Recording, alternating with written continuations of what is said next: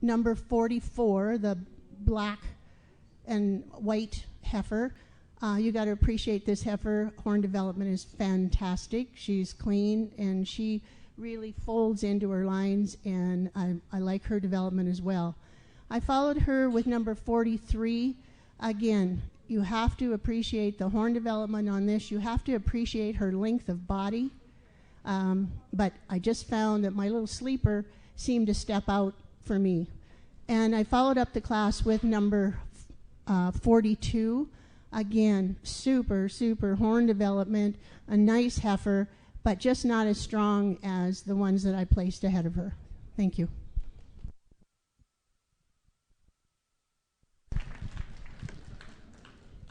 Okay, in first place is CB Fancy Fox out of Top Shooter by CB Adelita, and that's owned by John and Darlene Nelson.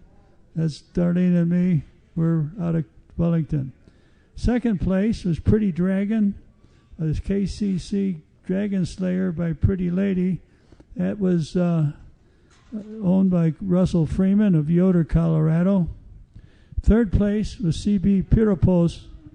That's out of CB Top Shooter and CB Sagebrush Sally. That's from John and Darlene Nelson, Wellington, Colorado. And in fourth place was CB Lilana.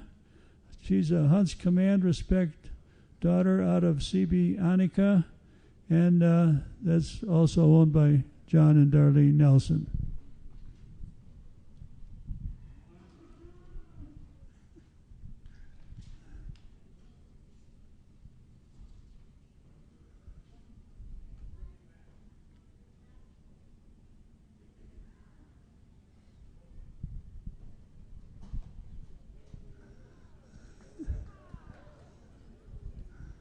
Sorting cattle can always be fun. What we do here is we keep the first place and second place winners separate and aside so that they can be judged for the champion and grand champion buckles. Sometimes they don't always cooperate.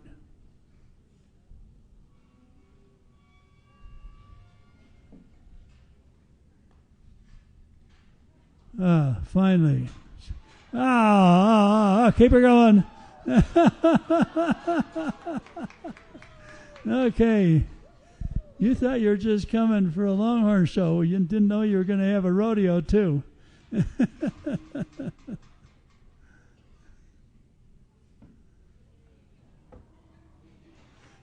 made it.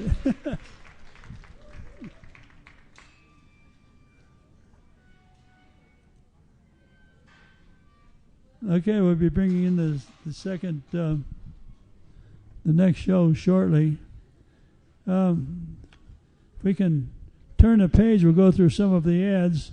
On page 4 is a nice ad from FNBO, First National, that comes along with their sponsorship.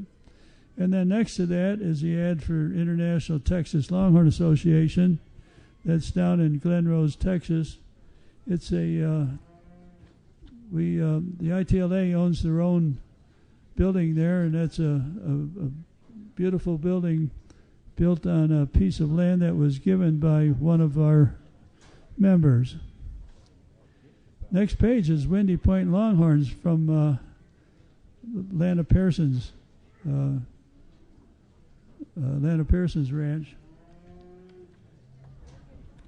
If you go to the next page, is Fossil Creek Longhorns, owned by Kenny and Karen Richardson. And then Tin Cup Ranch. So if you look at the brand, that quarter circle and the 3/4 box, I told Jeff he needs to put them a little closer. Those are supposed to look like a tin cup. And then he had to put something else with it, or the brand office wouldn't approve it. Next is Coyote Ridge Longhorn Company, Dave and Jody Faley out of Sedalia, Colorado. We really appreciate their sponsorship. They were sponsored the Grand Champion heifer buckle yesterday. Next to that, of course, is Arkansas Valley Co-op Association. The next page is Coriani Buckle Company. They make very nice buckles, and that's always one of the things that the committee always is thinking about and talking about is which buckles should we get this year. So, okay, we have another class in the ring. This is class 105. This is heifers born May 1st through August 31st of 2018. There are 3 in the class, and the class is complete. I'd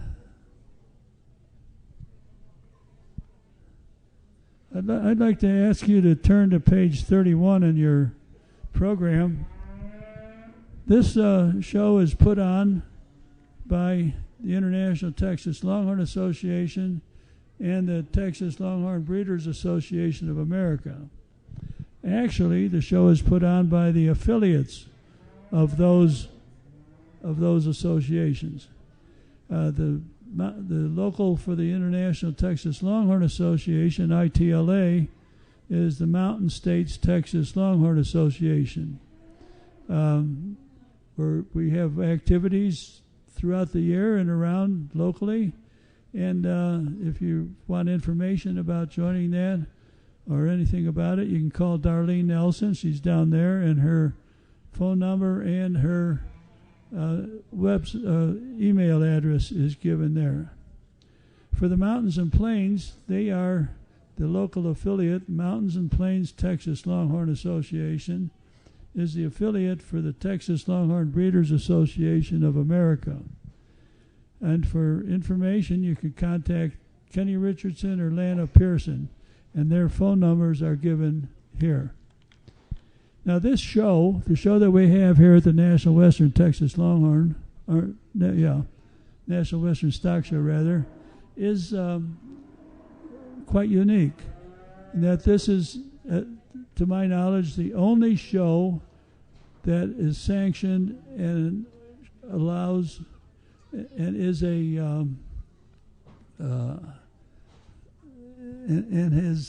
has cattle from both breeds. Now, if you enter your cattle here, you can have them entered as an ITLA entry or a TLBAA entry, or you can enter them through both. And the points that are awarded here are valid in both registries. And so if for example, in doing the judging and going through the results, for the points for the ITLA, the cattle that are registered TLBA only are transparent in that, and it only counts the ITLA cattle. Similarly, if the points are being collected for the TLBA, then the ITLA cattle are transparent and goes through that.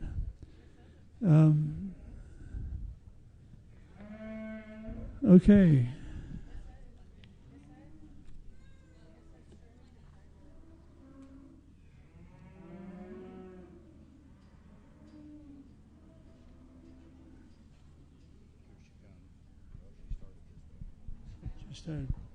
Had to make up her mind. Okay, I think we got a winner.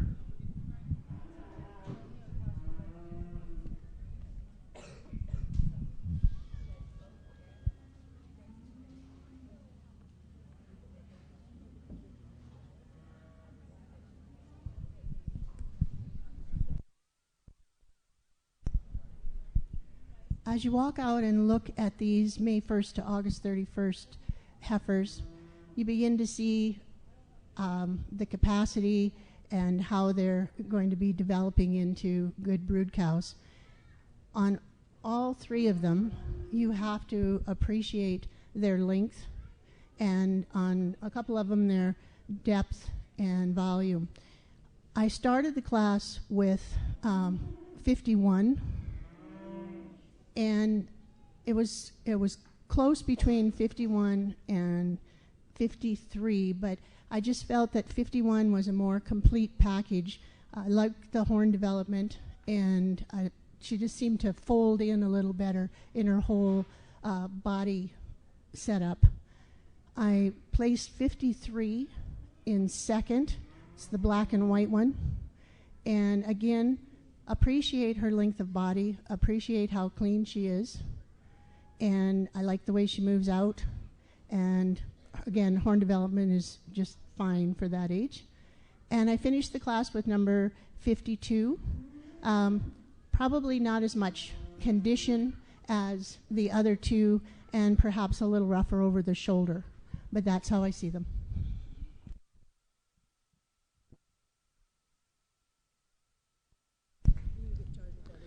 Okay, in first place was W.F. Merlot, owned by Nikki. W.F. Merlot is a Gee Whiz daughter out of W.S. High Road. It's owned by Nikki Adams and Fane McDowell of Wildfire Ranch here in Colorado Springs. Second place was Savvy Firecracker, Miracle O daughter out of Pretty Savvy, owned by Randy and Marcia Whitty. And in third place was H.B. Lucky Anna, Ms. Tough Luck, or M2 Tough Luck daughter out of M2 Rio Dixie Gale. That's owned by Katie and Belle Miller of Calhan, Colorado.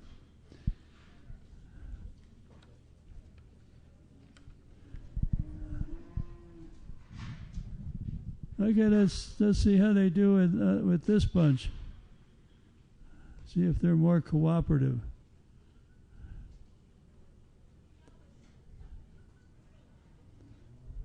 Gary, you should have brought your horse.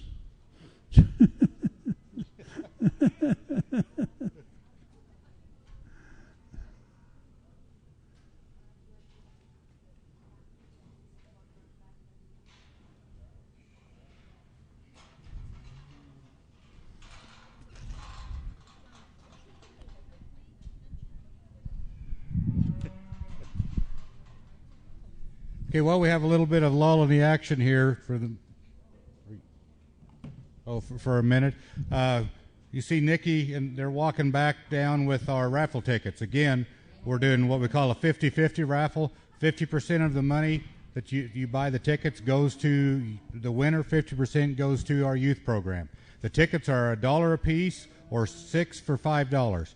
And again, the money goes to the youth program. Yesterday, the winner won over $100 in cash.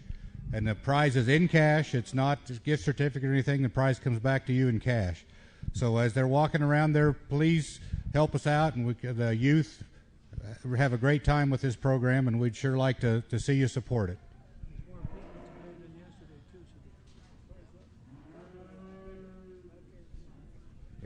And with the crowd we've got today compared to yesterday, we're kind of guessing that we're going to have more money in the 50-50 today.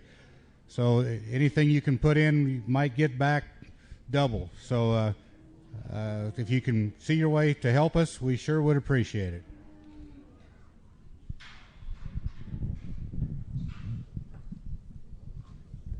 I always tend to buy, go in and buy 25 tickets, and then the guy who bought one ticket seems to win. So don't let me discourage you from buying 20 tickets at a time.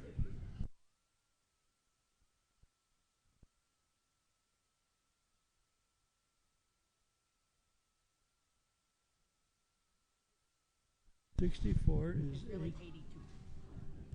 Are you sure? Yeah, they're mine. Yeah, but all of these. No. Hey, the animals just got marked wrong. So this animal out there, she has 82 on her. Oh, but she's really 64. But mark that out, put 82. Yeah. I told the judge, and then go to 82 and mark it 64. Yeah, but she's actually officially by National Western, she's 64. I can change that. She changed it already. Okay, so it is officially changed, huh? Yeah. The gal's right here that does the book, so 82.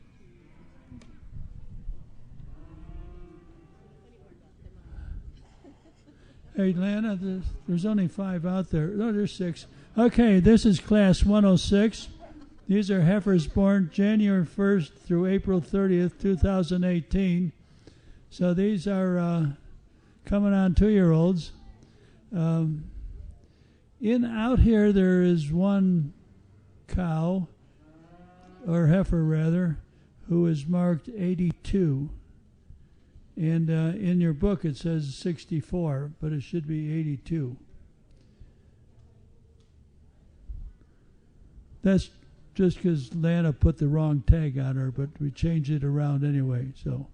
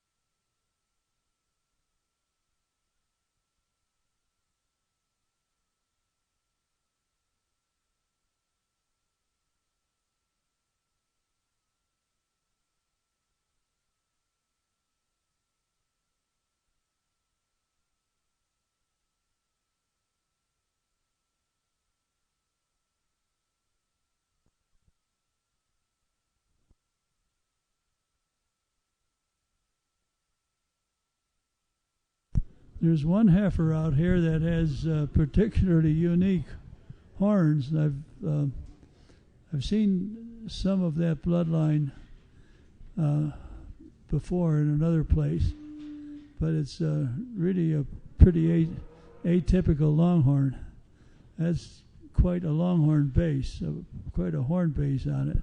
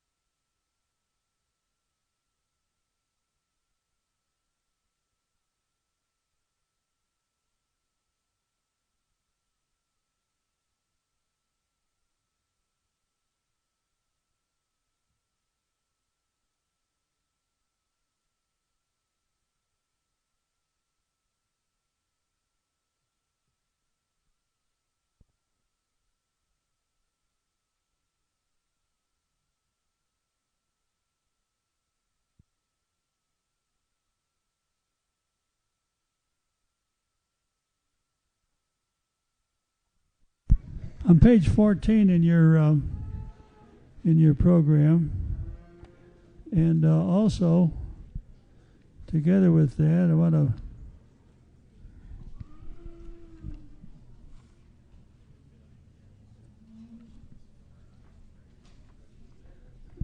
and on page 28.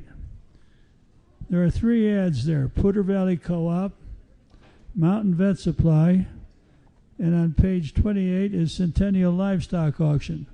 All 3 of those are in Fort Collins, Colorado. Centennial Livestock Auction, if you see on page 28, they have a special hay auction the last Saturday of each month. They also have open consignment sales from time to time, and they sell livestock virtually every week. Now, if you go up there to buy hay or just to buy some cows or sell some cows, you're very close to Mountain Vet Supply and Poudre Valley Co-op. In fact, Poudre Valley Co-op is just to the north of them across the railroad tracks, and Mountain Vet Supply is just to the south and southwest of them. So those 3 ads all go together very well, and we frequent all 3 of those. They're very good people, very nice people. We really would encourage you to stop in and see them. Next is a 7-Eleven ranch owned by T.J. and Tammy Farnsworth. I mentioned to you about their father, Darrell Farnsworth, and T.J. and Tammy have been very good supporters of our Texas Longhorn activities.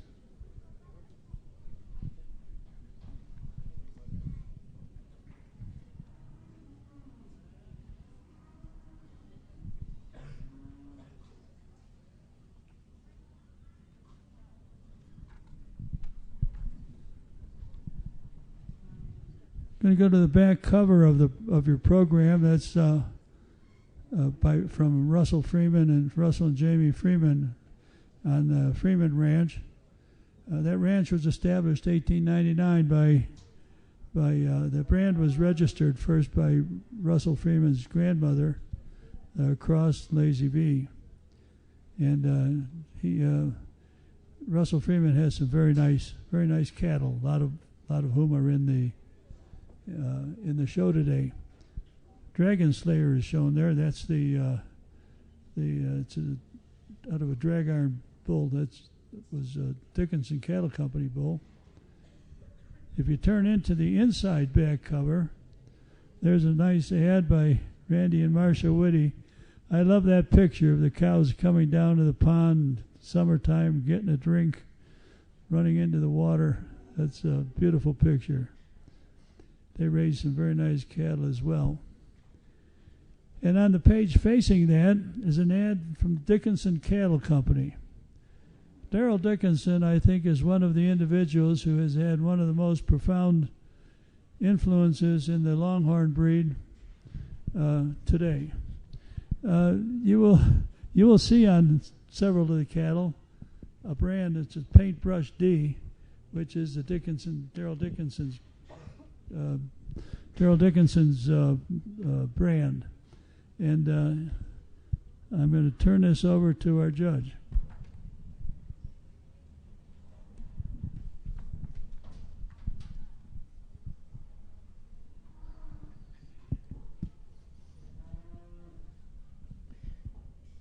Well, I must say there's something for everyone in here.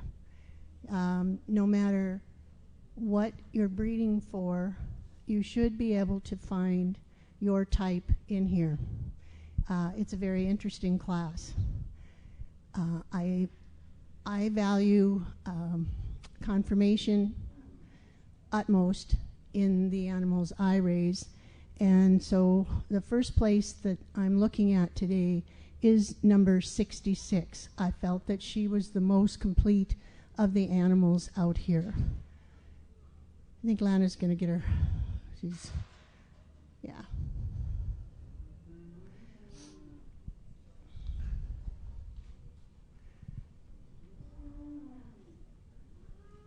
She's deep, she's clean, she has adequate horn development, she stands well, and I think she will serve the owners very well.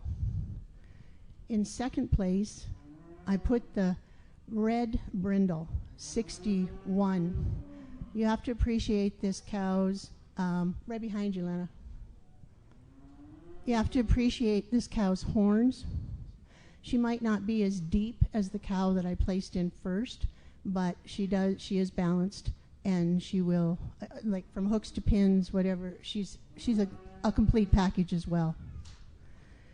In third place, I put number 82, and that's one in the back corner. You have to appreciate this animal. She, number one, her color pattern is awesome. Number two, she's got good horn development. Number three, she's deep, she's balanced, and so that's where she fell into the mix for today. Number 4 is 65. It's this big black and white heifer right here. She didn't stand as high in the class today for me. I just found her a little coarse over the shoulders against the other ones that I placed ahead of her. Number 5 is number 62, and that's the red and white speckled cow. Lovely little cow. I really had to take a look at her and, again, appreciate many things about her, and she will do well. I did place number 63 last. I know there's sighs from the audience saying, but the horn. I'm looking at confirmation. I'm looking at the whole package, and I just felt that this is where she should sit today. Thank you.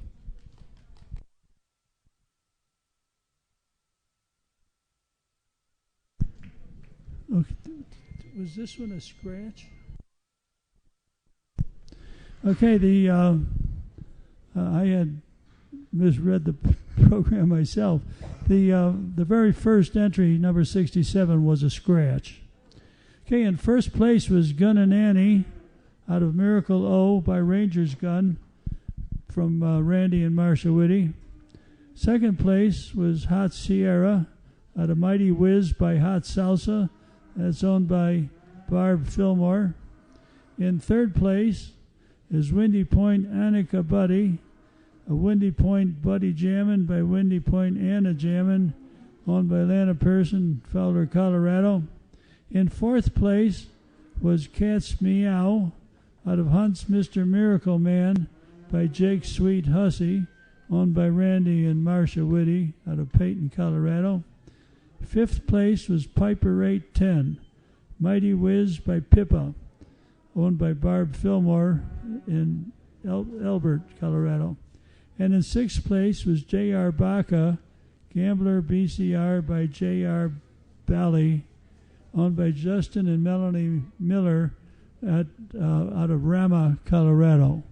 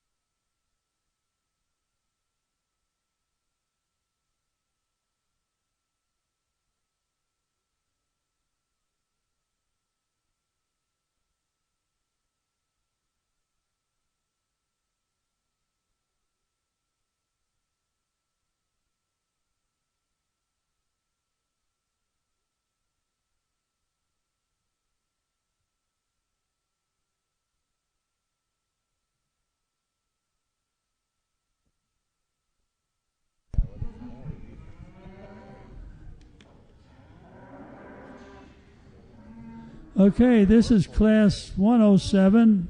These are heifers that were born in 2017. There are 6 in the class, and the class is complete.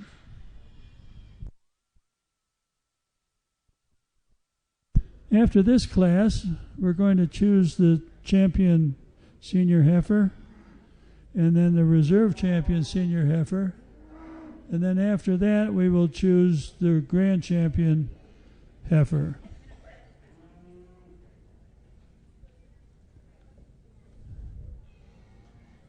We turn to page 22.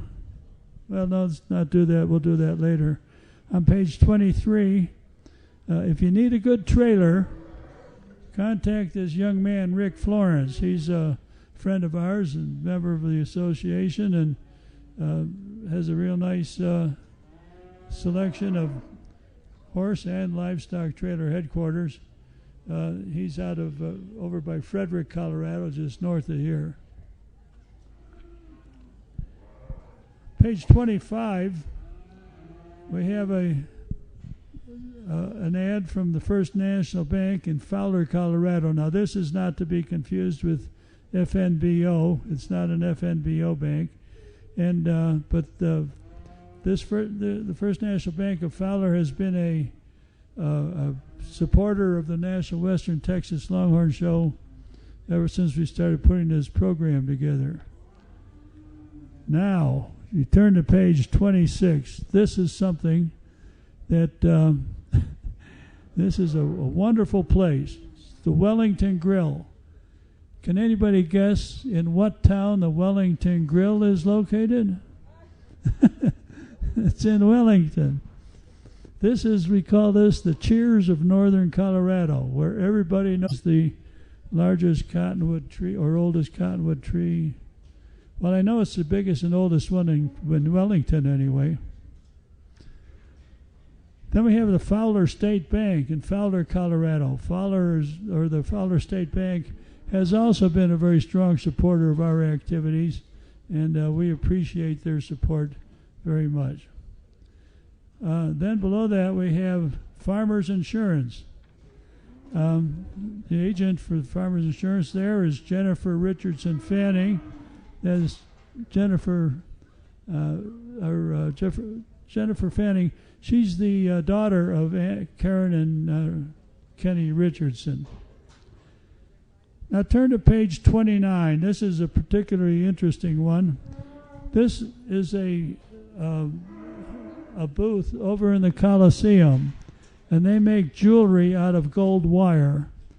And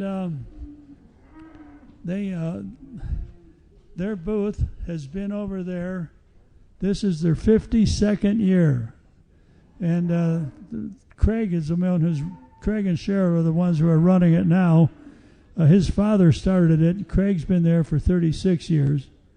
And they make beautiful jewelry. He buys the turquoise and the onyx and all the different stones. He buys them, in the rough, and makes and polishes the jewelry all himself. It's right by Portal 4 in the Coliseum, the southeast corner. If you're over at the rodeo, even if you're not, it's worth a trip over there to see their jewelry. They have some beautiful stuff. Darlene has about 3 or 4 things from them that we've bought over the years.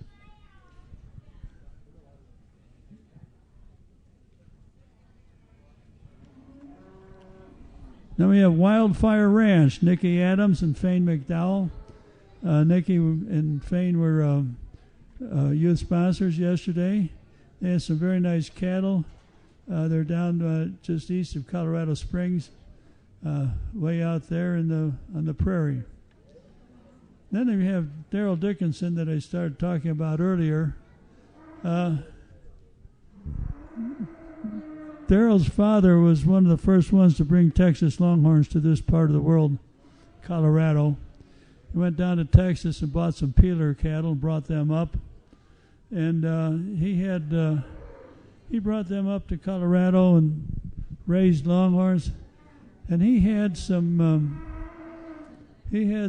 several sons and daughters.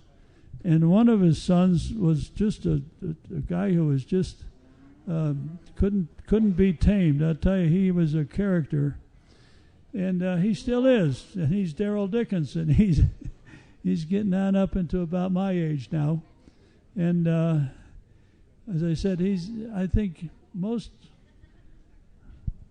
I would say that at least half, and that's a kind of a conservative guess, of the people who are raising Longhorns around in Colorado here bought their first Longhorns from Daryl Dickinson. Darlene and I bought our first two from Daryl. And you'll see Daryl's brand is a paintbrush D brand, even on a lot of the cattle here today. I know there was one on a cow yesterday that we saw. So.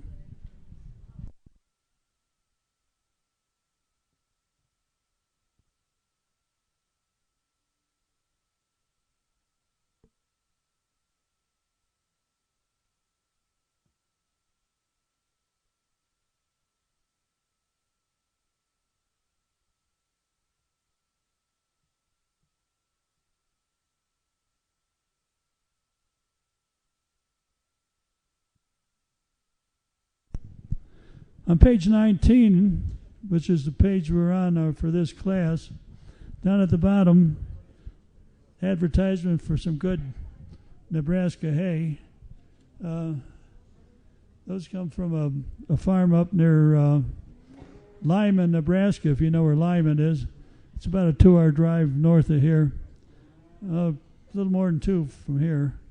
That's Darlene's and my farm.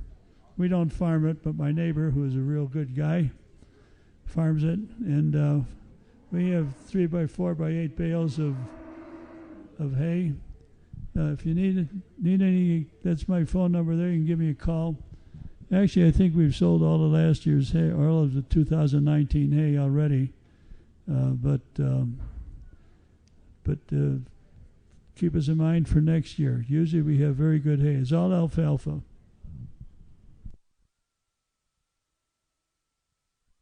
On page 21, there's some special recognition is in order. Fern Barnett, the graphics.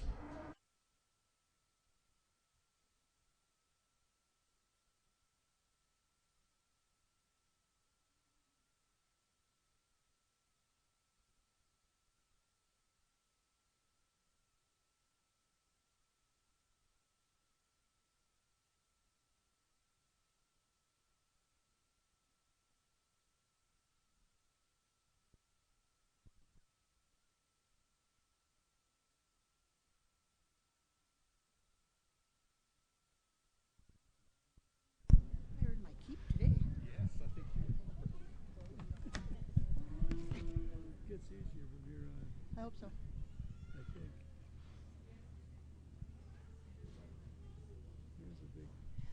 I think before I even start this class, I want the audience to give a round of applause to the exhibitors.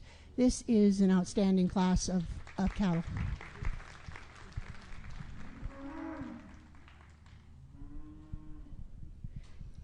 I picked number 76, the black and white, just moving out right now, as the first place for this class. She caught my attention when she came into the ring. I love her horn development. She moves out from hooks to pins. She's good. She's got the volume that you need, and overall she's a complete package. In second place is number 74, this red and white one right here. Again, you have to appreciate her depth of volume. And again, the horn is fantastic. She moves well, and she's balanced. In third place, number 75. She is, yeah, right here. You know, you have to appreciate the horn on her. She's maybe a little bit smaller cow, but she's packaged the way you need to see them packaged. And I really liked her. In fourth place, I placed number 73. She's, over here in the corner, the black and white one. Again, maybe not as strong as the ones that I placed ahead of her, but certainly a super cow, and the horn is fantastic. And then I placed number 72.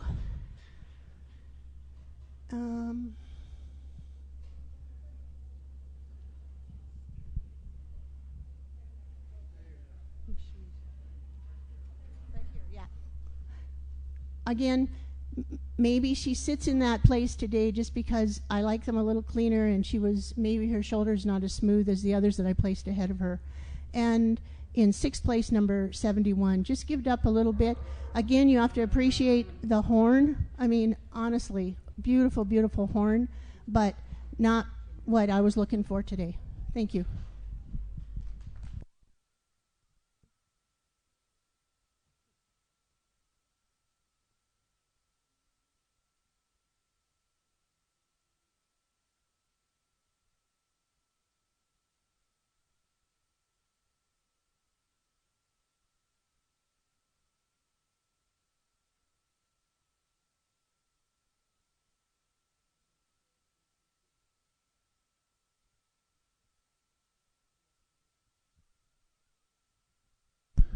Okay, that is class 107. Those were heifers born 2017. And in first place was Epoxy out of Nonstop by Near the Action, owned by Russell Freeman here in Yoder, Colorado. Second place was Clear Gizzy, Clear Wind out of Plum Gizzy by Stan Searle and Gary Lake in Monument. Third place was Playin' Games out of Patriot Games by Bar S Emotions, owned by Stan Searle and Gary Lake. Fourth place was Windy Point Patsy out of Windy Point Boris Iron by Windy Point Penelope, owned by Lana Pearson, Fowler, Colorado.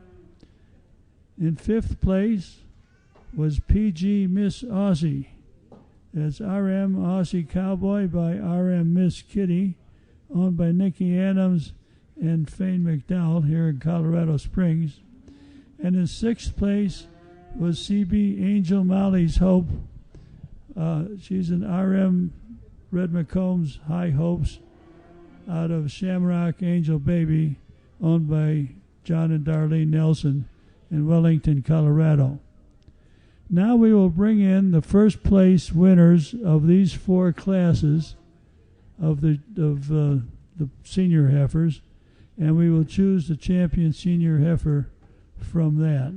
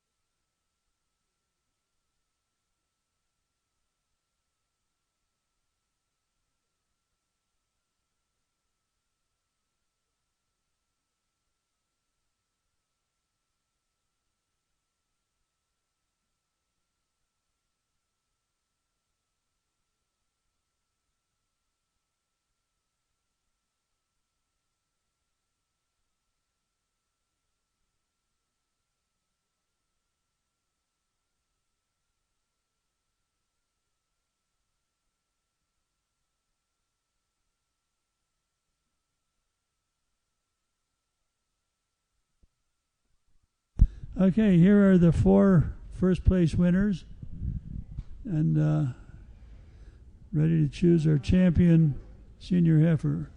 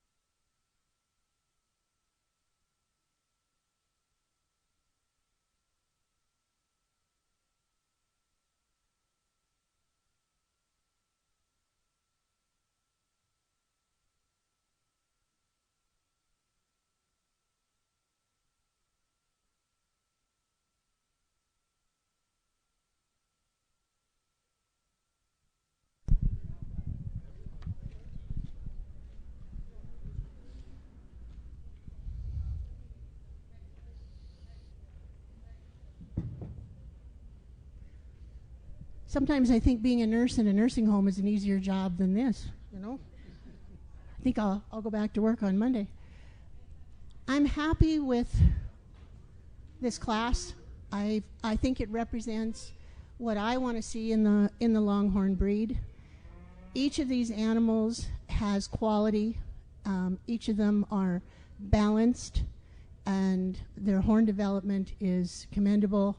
I think no matter which way we go, they will all produce well for their owners. This 66 stands out to me. She has caught my eye since she walked into the ring. 76, this black and white one, again commands your attention and makes you really look. And as you look down from the back of them, their top lines are wonderful. They fold in from their shoulders. They're not rough at all. They've got good hip. These two are so close, so close.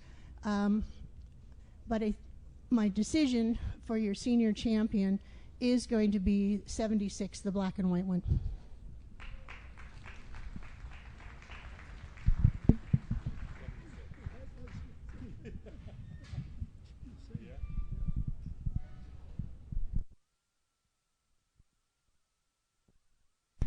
Okay, 76 was from Class 107. So we are now bringing in the second place winner of Class 107, who will then be judged along with the other 5 to determine who will be the reserve champion senior heifer.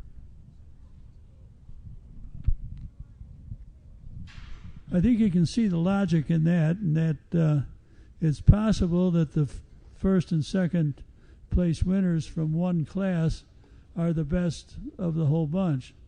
And so after the first place winner has been chosen, the second place winner has to be given a chance to compete against the other first place winners. And that's why we do this.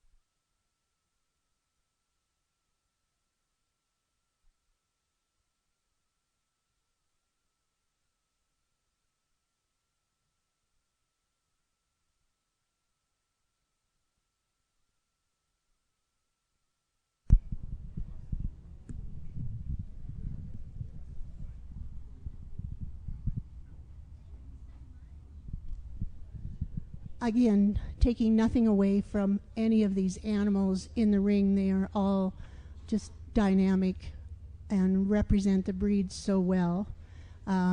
Again, I think the world of number 66, but I'm going to give your reserve senior champion to number 74, the one that came in just a few minutes ago.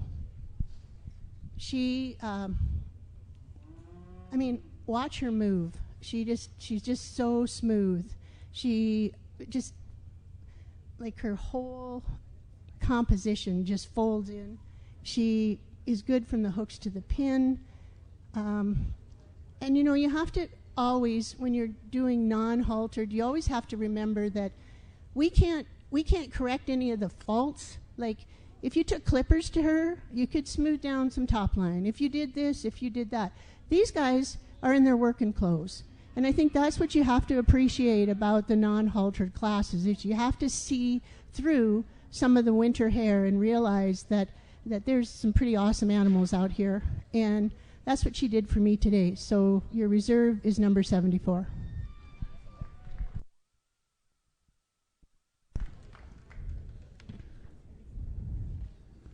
Okay, our champion senior heifer was number 76, which was Epoxy, owned by Russell Freeman of Yoder, Colorado. Reserve champion senior heifer was number 74, Clear Gizzy, owned by Stan Searle and Gary Lake.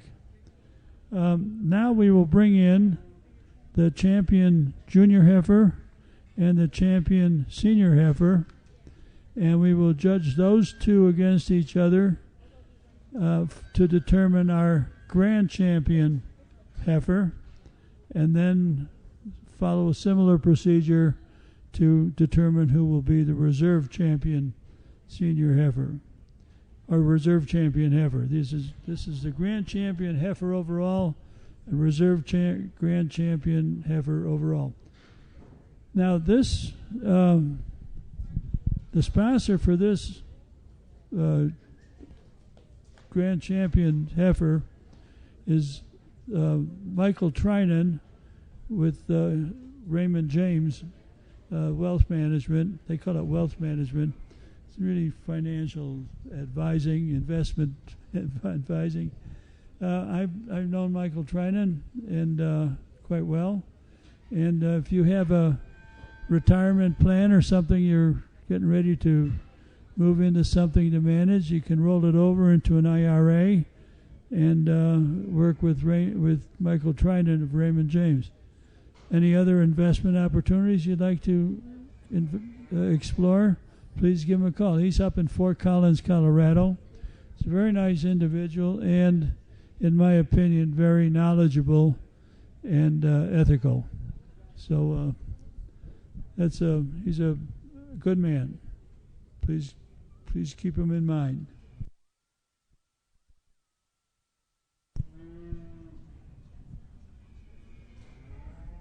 If you have recently inherited an oil well and have a bunch of money you need to have managed, call Michael Trinan at Raymond James.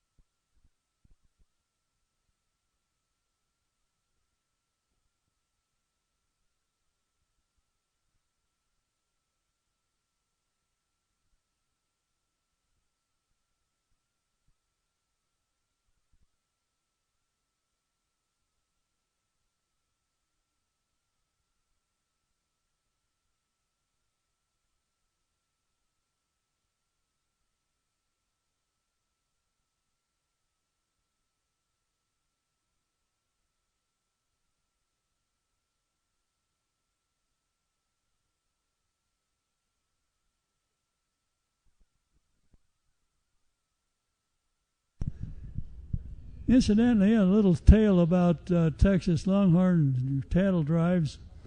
You know, back in the 1860s, after the Civil War was over, a lot of these people who've been in the war and owned a lot of them from Texas came back home and tried to decide what they're going to do from there. Well, they ended up rounding up cattle, putting together 2,000 or 3,000 head of cattle, buying them for $2 a head down in Texas, running them up to the rail lines up in Kansas and Nebraska, and selling them for $10 a head, and that is big money in those days. So those were the sources of the tales, like Lonesome Dove and things like that, a lot of romance. But one of the very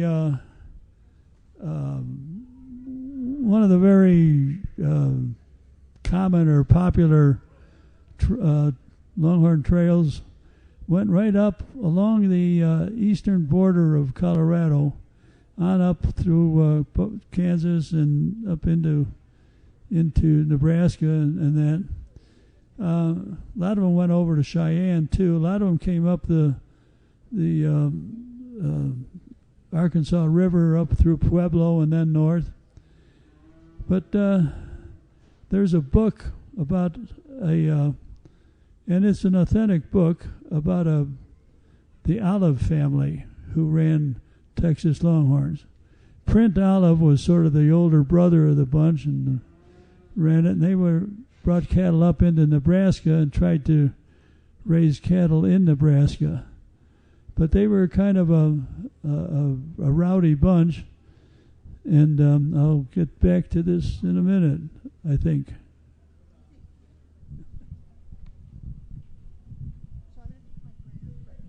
Okay, pick your grand first.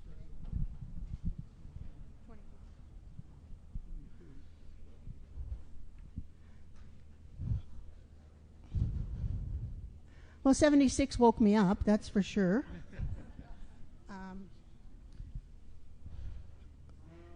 When you look at 76 and 22, the two first place that are in the ring,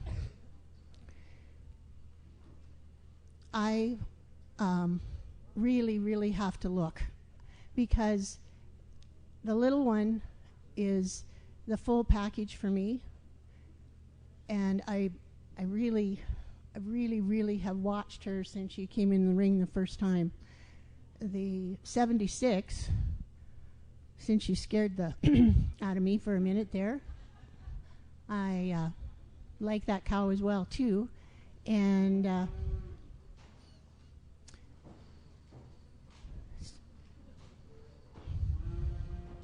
anyway, I'm going to go with your grand champion as number 76.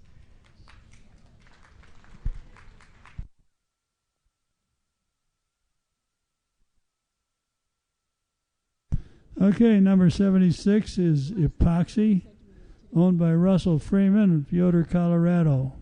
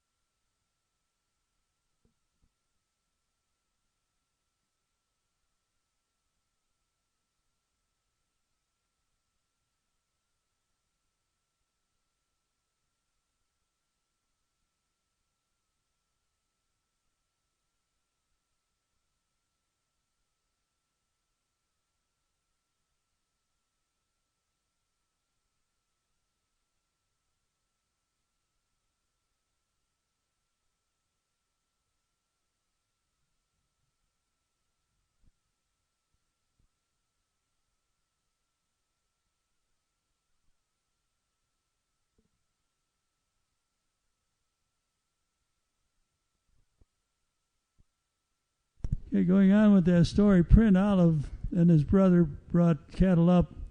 They had them up in Nebraska. Print Olive actually ended up being killed in a little town called Trail City, which was out right along the border of Kansas and Colorado. over near Lamar, Colorado. There's nothing there now. It's not even a ghost town. I mean, it's just nothing. But an old friend of mine, Jim Civis, who lived in Lamar, said he would show me where it was. We never got around to doing that, and he's moved down to Costa Rica or somewhere. Anyway, it was said that you go in a tavern on the front door from Colorado. If you got in trouble, you go out the back door, you'd be in Kansas, you'd escape the law that way. However, Print Olive was going back from Nebraska down to Texas one time, and coming out of one of the saloons or something, he got shot and somebody killed him. Anyway, there's a very good book about the Olive family. It's called Ladder of Rivers. And the interesting thing about this is that when they had these cattle drives and they drove them north, driving the cattle up along the plains was not any big deal, except it was pretty dusty. You didn't want to be riding drag. But when you came to a river, you had to get the cattle across the river. You ready? I always hate to interrupt his stories. They're so good. But the show must go on. So your reserve champion heifer is number 74, this red and white animal here. Again, she shows me what I want to see in Longhorns. She's smooth. She walks out. Her horn development is good. She had good udder development. I absolutely think the world of little 22, but today she stands ahead of her.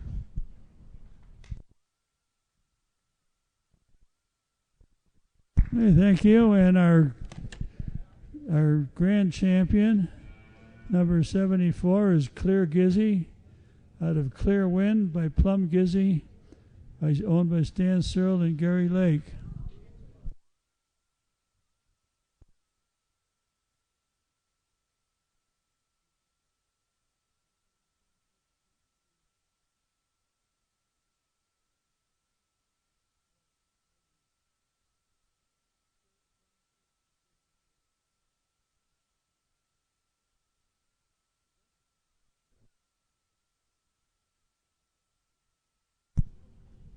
Anyway, the ladder of rivers refers to the fact that when they come to a river, they had to cross that. Well, from Texas going on up north, the rivers come out of the Rocky Mountains.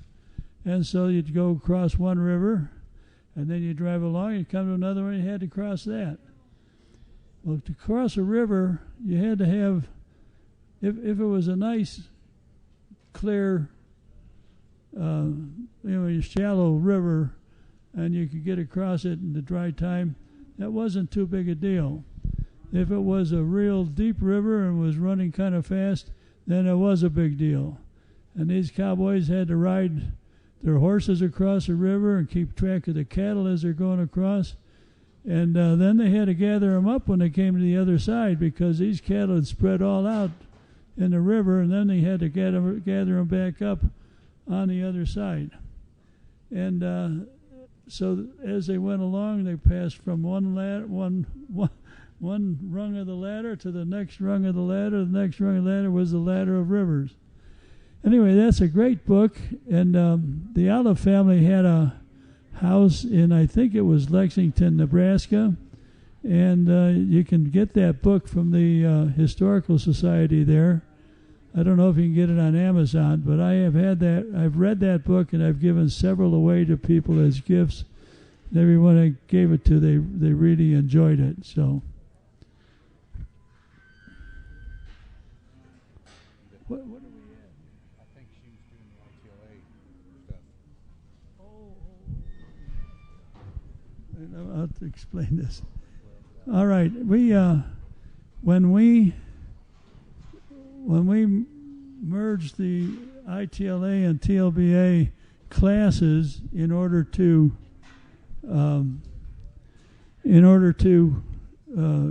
have a show such as this, one of the problems came in that this class 107 heifers born in 2017 Actually, according to ITLA, would be junior cows. And so in figuring out the points and where the standings are with respect to ITLA and TLBA, we had to rejudge the other classes without that class. And that's what the judge was doing right now. We don't need to announce that or anything, but that's because that's not the National Western classes. But for purposes of points and record keeping within the national organizations, we had to do that.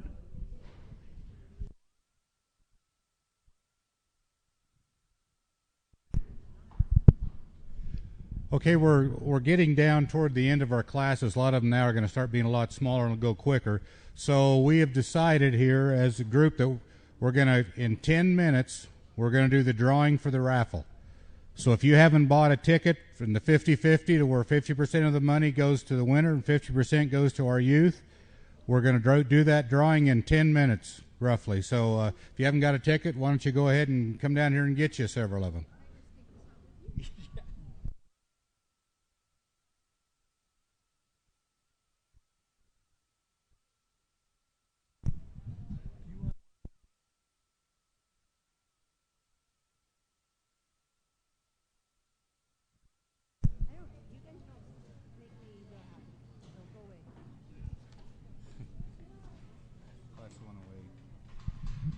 Okay, we're starting into Class 108, and the class is complete.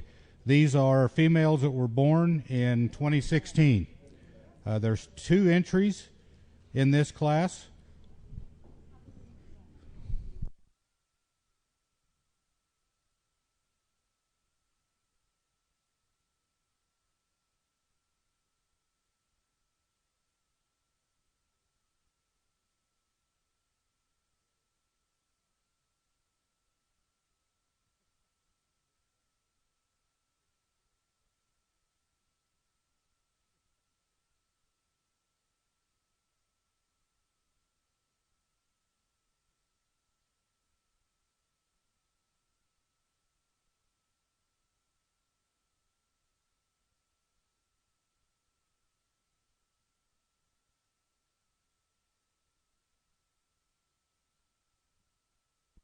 You can tell that these cows have been penned up in a pretty small area for several days. They get out in this large arena and they want to run and kick up their heels and get rid of some energy. So the judge is going to let them do that and kind of calm down a little bit after the close call she had a little bit ago.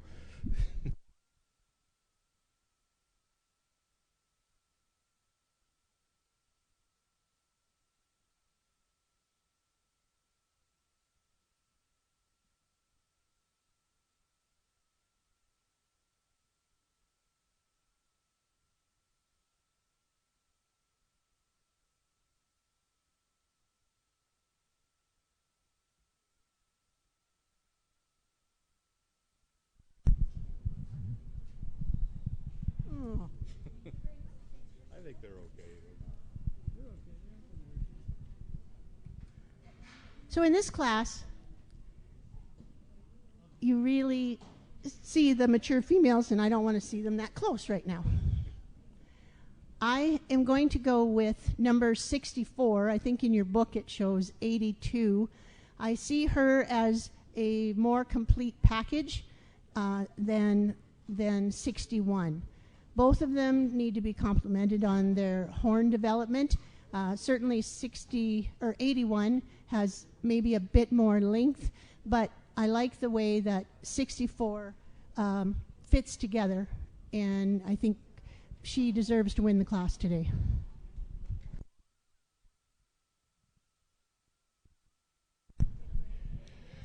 Okay, so in the heifers born in 2016, your winner is Windy Point Annika what?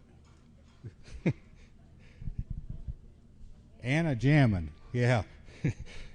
Number one is Windy Point Anna Jamma, and she is Jammin Lake and Windy Point Sanchez is the sires, and it is by Lana Pearson from Fowler, Colorado. And your second place was CB Adelita. Funny names here. Adelita, owned by Jeff and Jordan, widows of Johnstown, Colorado. Now we're going to be bringing in Class 110, and there's been a scratch in that. Gorilla Red, number 111, has been scratched. She had a calf recently and is a little bit hard to get along with, so the judge I didn't think she wanted. That was one of my cows, and I didn't want to take the chance. 111 is scratched.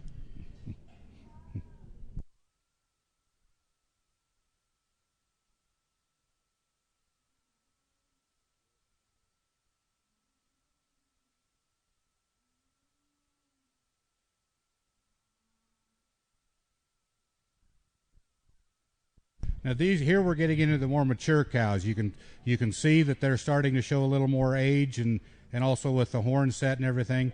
These cows were born in between 13 and 14, 2013 and 2014. So they've had 2-3 calves already and are really in their working clothes. They're more than likely bred, and you can see that they're all in pretty good shape. So they've been well taken care of up to this point. Now, one thing with that you have probably noticed here when we've had quite a few in the ring is that when one cow or one animal takes off, they'll usually go to following that animal. And that's a little bit more than that. They do that more than like the Black Angus or some of them.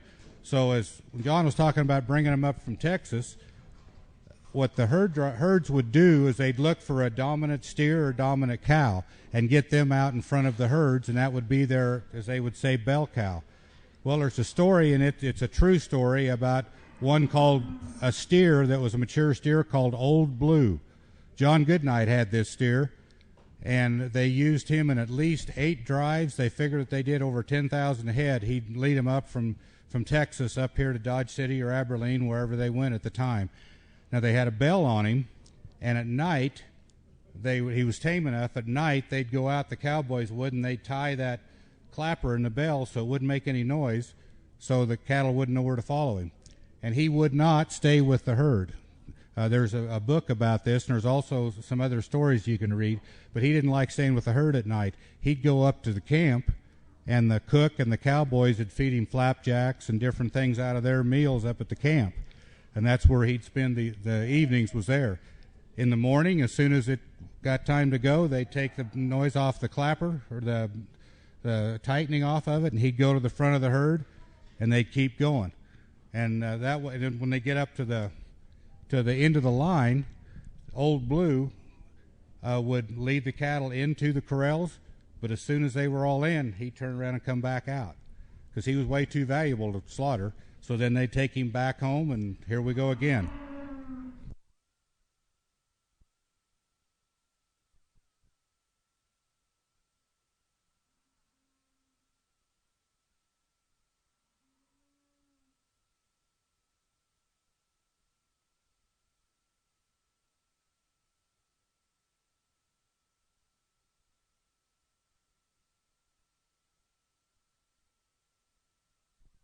Yeah, with Old Blue, they kept going back and forth. When he got old enough, they didn't think he could do it anymore.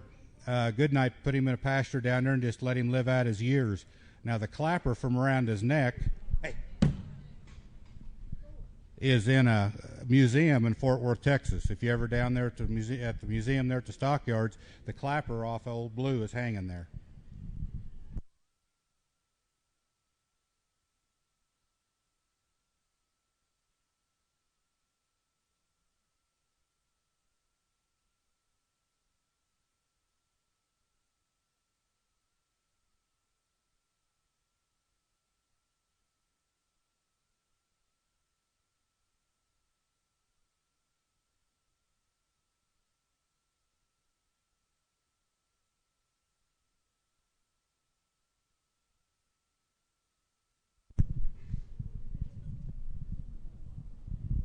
So this is females born 213 and 214. And I'm going to go with the red and white as my first place. So number 112 as the first place cow. And my reasoning on that is that she just seemed to carry through better in the flank than the one that's coming after me. And because of your... Yep. I think I made her mad. I just found 112 to be a little more complete overall body-wise. Certainly, you can't fault either one of them on the horn development. Beautiful, beautiful animals. But today, I'm going to put 112 ahead of 113.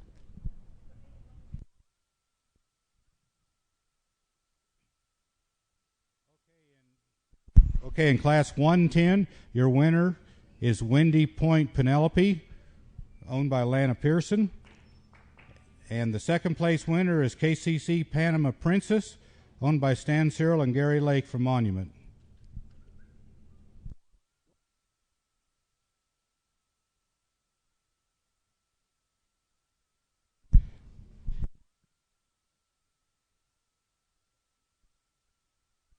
Yes, we're ready to do the drawing. Has everybody got all the tickets they want to put in for the raffle?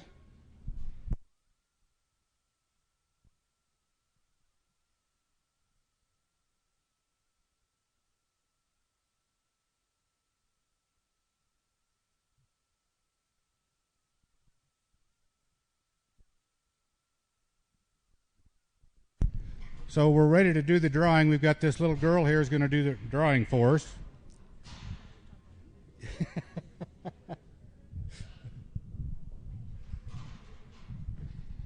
Do you know how much?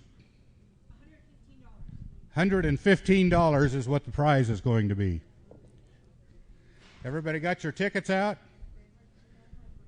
Let's just do the last three. 405.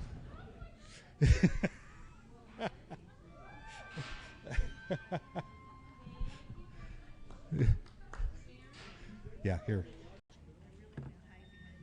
Well, 114 is scratched. Do what? Leave another one out? Me, no. No, this was a lady that come up here with Walkinshaw. She's back over here. She come and said she wasn't going to bring hers in. I don't know that my cow could have beat DG anyway. She's a little small. And we're talking about books up here, and that there's one book in particular that stands out with respect to Texas Longhorns, and the name of that book is The Longhorns, and it's written by J. Frank Dobie, who was down in Texas, and not sure what he had to do, if anything, with University of Texas, but a friend of mine who was an alumnus of University of Texas said that, oh, he's big time down there in Austin. He wrote a very historic book about Texas Longhorn cattle, starting from the very beginning and how they were wild cattle and how they were picked up and rounded up and run up north, and one thing in that book that's of particular interest is how you bought your Longhorns. If I wanted to put together a herd of Longhorns, came up to you and said, I want to buy the Longhorns on your ranch here, they were wild cattle. They were out in the chaparral. You had to have your cowboys wearing very protective clothing, heavy leather on their toes and their arms, and to keep them from getting speared by the cactus. And anyway, I'd go out, kind of have a guess or an estimate of how many Longhorns there were on this particular piece of land. And so a buyer would come along, and the buyer would say to the buyer, okay, you want to buy some Longhorns? You got a certain amount of time. You can go out and look around and ride around and see how many head of cattle you think are out there. So then after that, the two of you would get together and agree on a number of Longhorns that were on that piece of land. So suppose we both agreed that there were 1,500 head of Longhorns on this particular piece of land. So okay, we got 1,500, and now I'll go out. You have a certain amount of time to go out and round them up. So you got 6 months, and you go out and round up as many cattle as you can in 6 months. And what you round up in 6 months is yours. So you go and you buy 6 months ride. If you rounded up 1,700 head of cattle, you had 1,700 head of cattle, and you paid for what you had originally agreed on. You agreed to pay so much per head for 1,500. That's what you paid, and you got to keep 1,700. On the other hand, if you rounded up only 1,300, you only got 1,300 head of cattle, but you paid for what you had agreed on to pay for 1,500.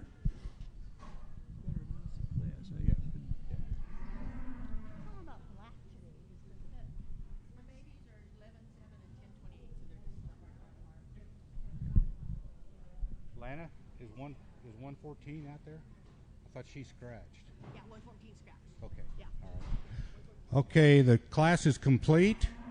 The females born 2012 before. These are the mature cows. Now, one thing about Texas Longhorn cows that a lot of people don't realize, they will live and produce calves a lot longer than about any other breed. I've got one that's 18 years old that has a calf every 11 months, just like clockwork. She's a very, very good cow, and I've heard of cows 20 to 25 still producing. So they're very prolific, and they take care of themselves. John mentioned earlier about never pulling a calf. I've only been in it for 5 years, but we've never even considered pulling a calf. They take care of themselves. Now, during the day, if they have a calf, or even in the evenings, the cow will go off by itself. She'll have the calf, but by dark, they're in the herd, and the herd always is together. Like in the evenings, the herds are always together, and at night, and that calf and cow will usually go toward the middle of the herd. So they take care of each other. You don't have to worry about coyotes in my part of the world anyhow, because the cattle will take care of them. A little funny story about that. This happened about 4 years ago. I've got down below a silo there at the place, an earthen silo where we put feed in. There's a big pile of dirt that we dug out. I came home one evening and looked down there in that pile, and it was moving. I thought, what is going on here? As I got closer, one of my neighbor's goats had got out, and they'd come about 2 miles, and he had about 30 goats. 3 or 4 of my longhorns were around the bottom of that dirt pile, and anytime those goats would try to get off the pile, they'd throw them back up. They'd butt them. So they would not let them off that dirt pile. So we had to get the cattle away before we could do anything with the goats. So they're that protective of their babies, and they definitely will all take care of each other throughout. When one goes down, if you have one go down, like I've had a bull or something get hurt and lay down, the rest of them will go over there and actually try to raise that animal up. They'll get their horns in there, and they'll try to lift them off the ground. Sometimes it's detrimental, but they still will do that. So they're very, very self-sufficient cattle. Even my cow that's like 20 years old, she still has teeth. Their teeth don't wear off as bad, and they don't fall out quite like the regular Angus or Hereford cattle do. So you fall in love with them. When we first started raising them, I had a guy tell me at that time that you've got to be very careful, or you're going to be that's her calf beside her. So you have to be very careful, or you're going to become a collector and not a breeder. And that's right. 5 years ago, I started with 3 head, and now we've got over 60. So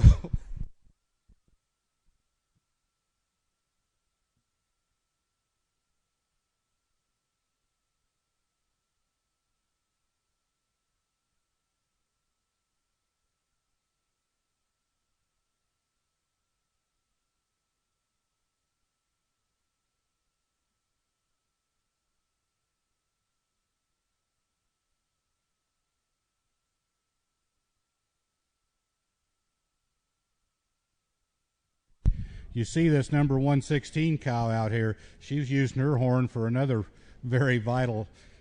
They can scratch about anywhere in their body they want to with those horns. They scratch on top by the tail, clear back there. And like we mentioned earlier, they know where their horns are at. If I'm out with mine, I spend a lot of time hand feeding some of them. And if they decide to turn their head, they'll tip their head just enough. I've had them hit the top of my hat and go on. They know where their horns are. They're not going to attack you unless there's a very good reason. And one of the barns I've got is a sod shed, and the door is 32 inches wide. And cows with horns this size will get in there. They turn their head and crank it around. And I got a bull that's over 100 inches, and he gets in there. They're just a very adaptive creature. They'll eat about anything. If you've got a pasture out there that like prickly pear, they'll eat the prickly pear cactus. They'll eat the blossoms off of them, eat the blooms off. I know I've seen a lot of them with the spines in their noses, but they'll if any animal is going to survive, it's going to be the longhorn, because they'll make do with about anything they can find to eat.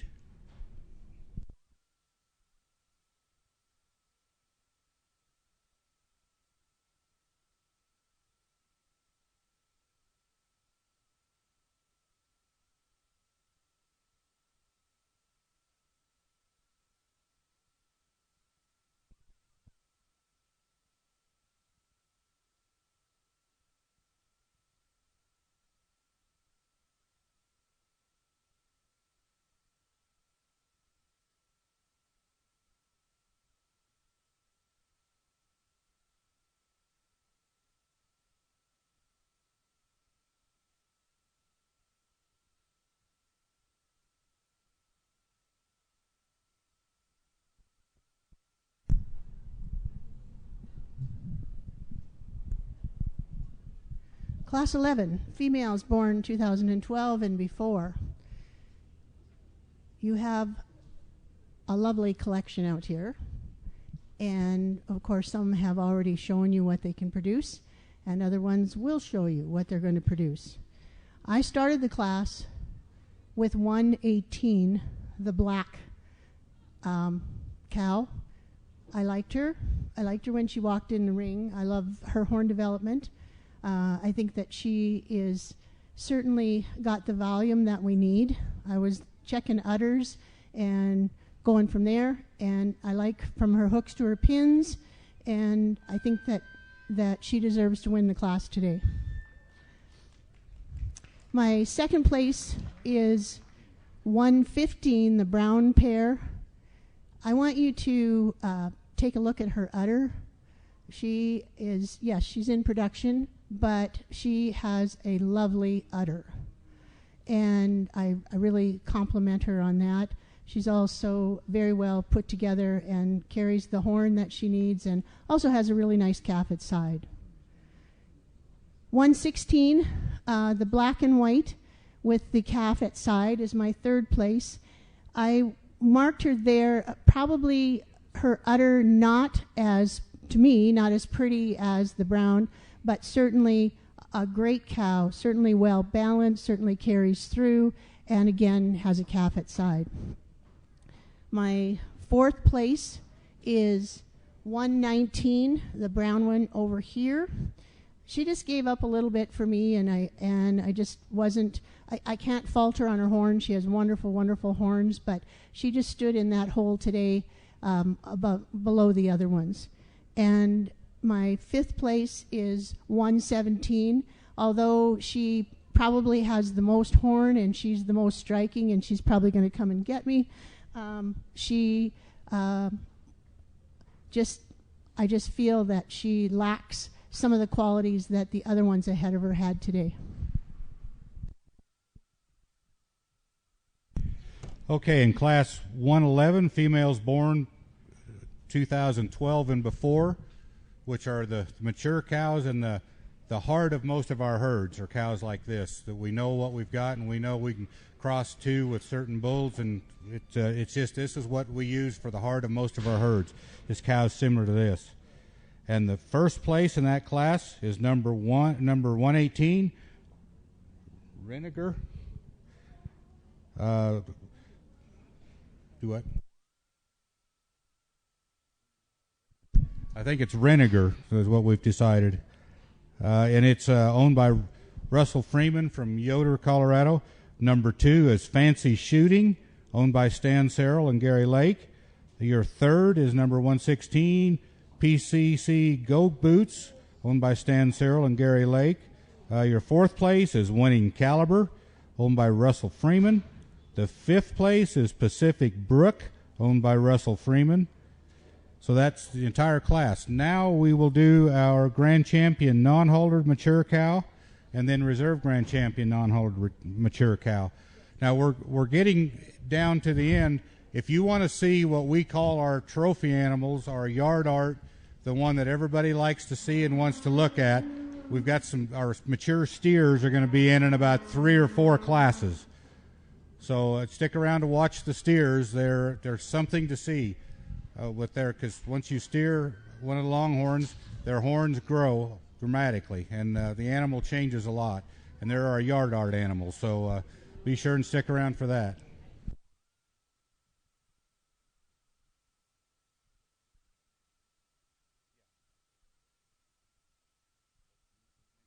Okay.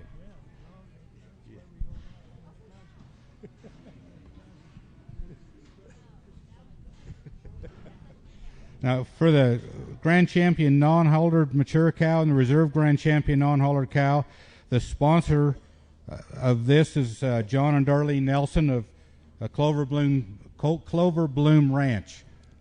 John and it's Buckle are sponsoring, correct? Yeah, and it's John, our announcer here, so we want to give them thanks for getting the Buckle for us. Let me tell you a little bit about Clover Bloom Ranch. The ad is on the page facing. At the north end of the Rocky Mountain National Park is a mountain range called the Mummy Range. And you can see the Mummy Range from our ranch. If you look at the mountains behind the bull there, starting on the left side of the page, follow that through, you'll see the head of the mummy, goes on down, you see the stomach of the mummy, goes on down, and actually the feet kind of got cut off at that. Interesting story about the name Clover Bloom. My grandmother and 2 of her brothers came from Sweden in the right around around the early 1900s, and my grandmother and her brother bought a farm in Minnesota. That's where all the Swedes went.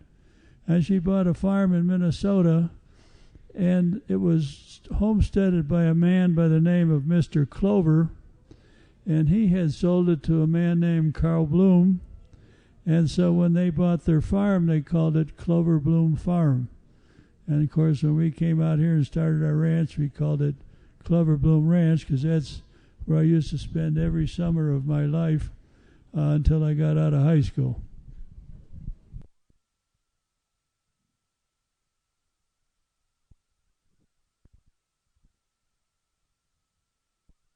Not to forget to mention our bull, CB Hugo.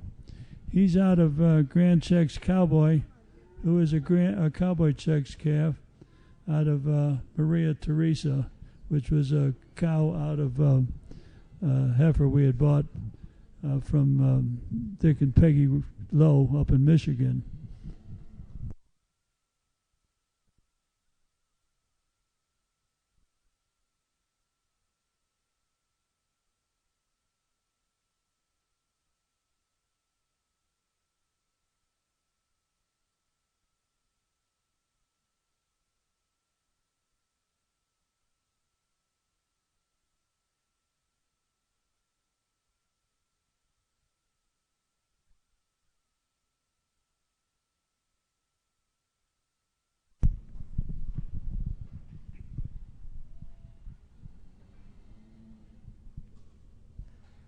Certainly, congratulations to the breeders that have animals in this final class.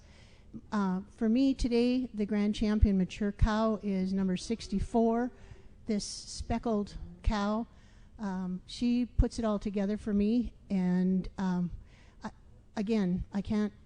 like her. The horn, certainly her capacity is there. She walks out well. She's clean underneath, and I think she deserves to be your champion today.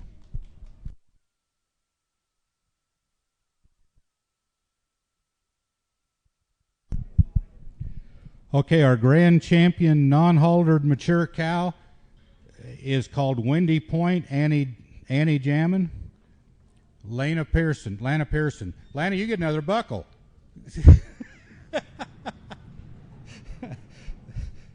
But now we'll do the reserve grand champion non-haltered.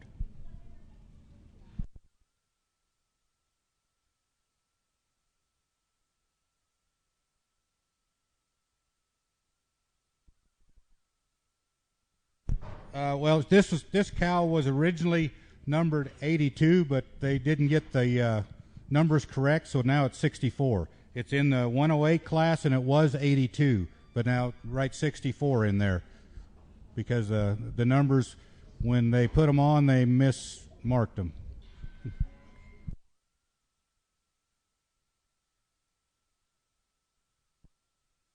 Now, we'd want to remind everybody, as soon as this class is over, anytime in throughout here, if you've won a ribbon or a buckle or anything here today, we'd like you to come down here to the table and pick those up. They're all here available, ready for you. So come down and pick up your ribbons and awards and your buckles, if you would, please.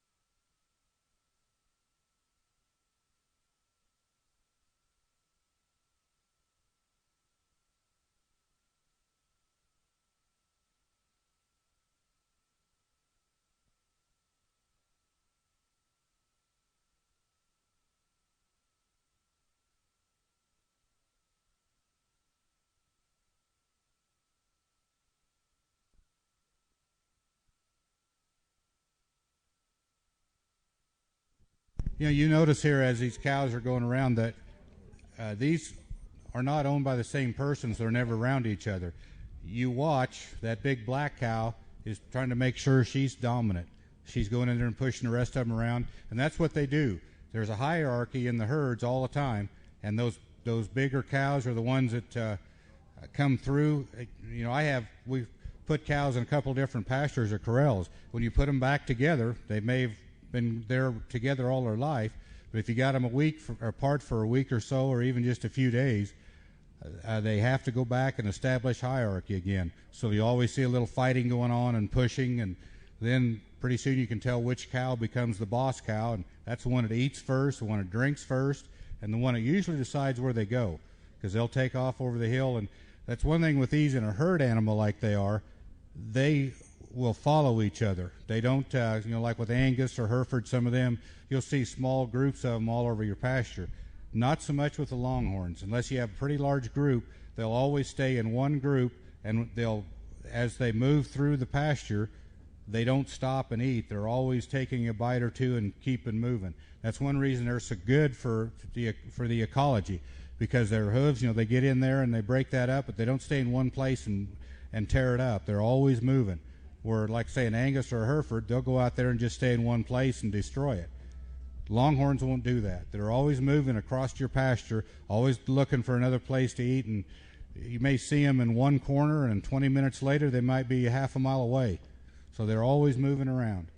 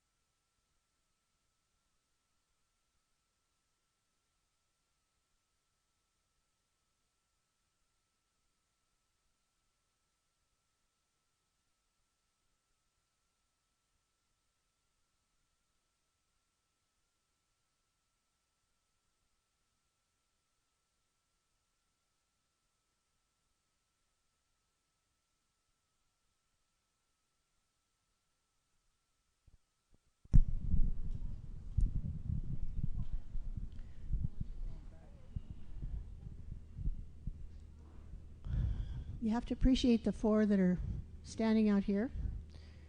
And again, congratulations to the exhibitors that made the final classes on these. I'm going to go with 112 for my reserve grand champion. She's the one that's just heading down there. I really looked between her and the black one, and I just felt that my package was a little more complete with the brown and white one today.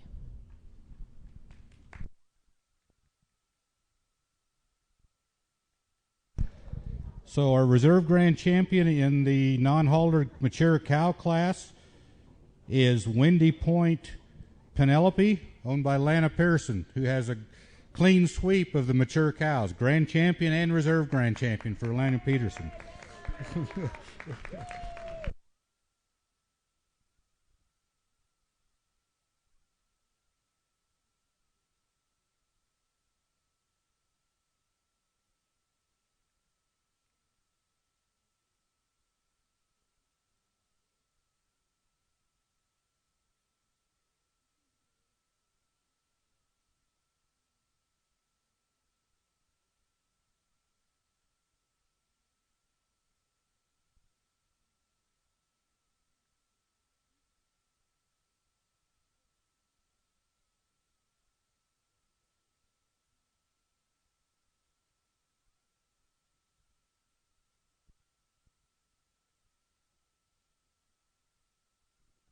So our judge is going to have to do another deal here for the ITLA. It will take just a minute or two. Then we're going to be bringing in some 2 classes of younger bulls.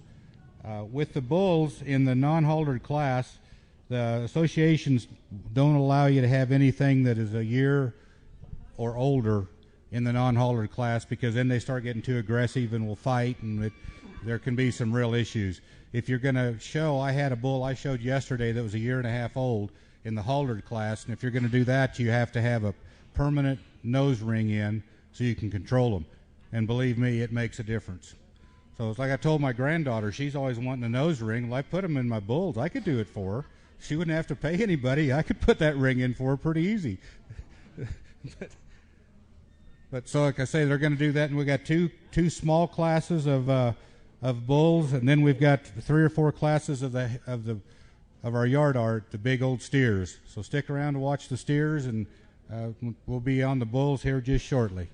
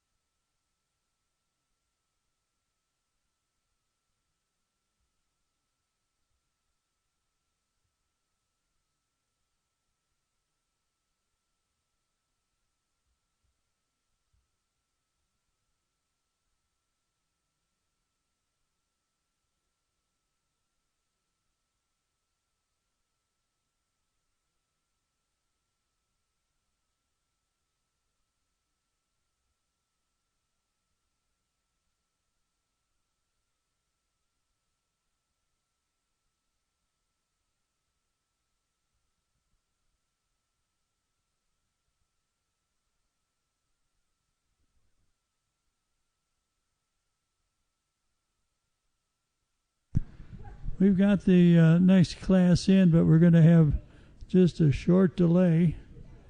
Our judge had to take a short break, and she'll be right back.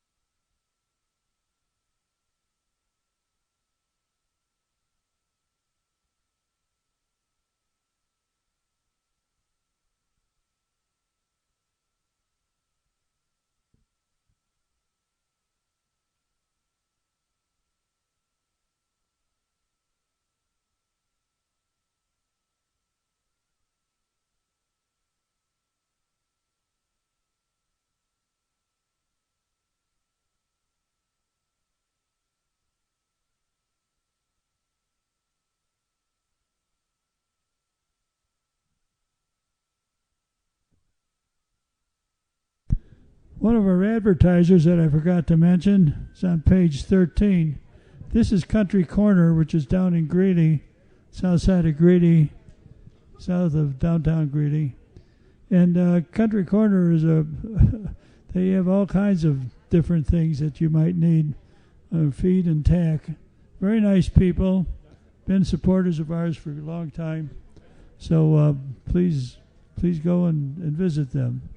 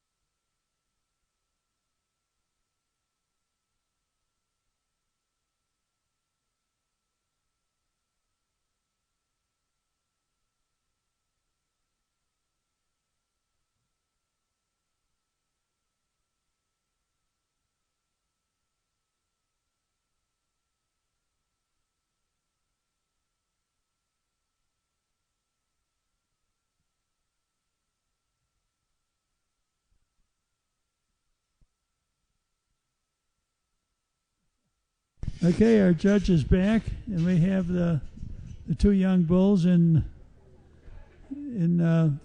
this class. These are bulls born April 1st to June 30, 2019. Hey, Lana, can I ask you a question? There are two in the class, and the class is complete.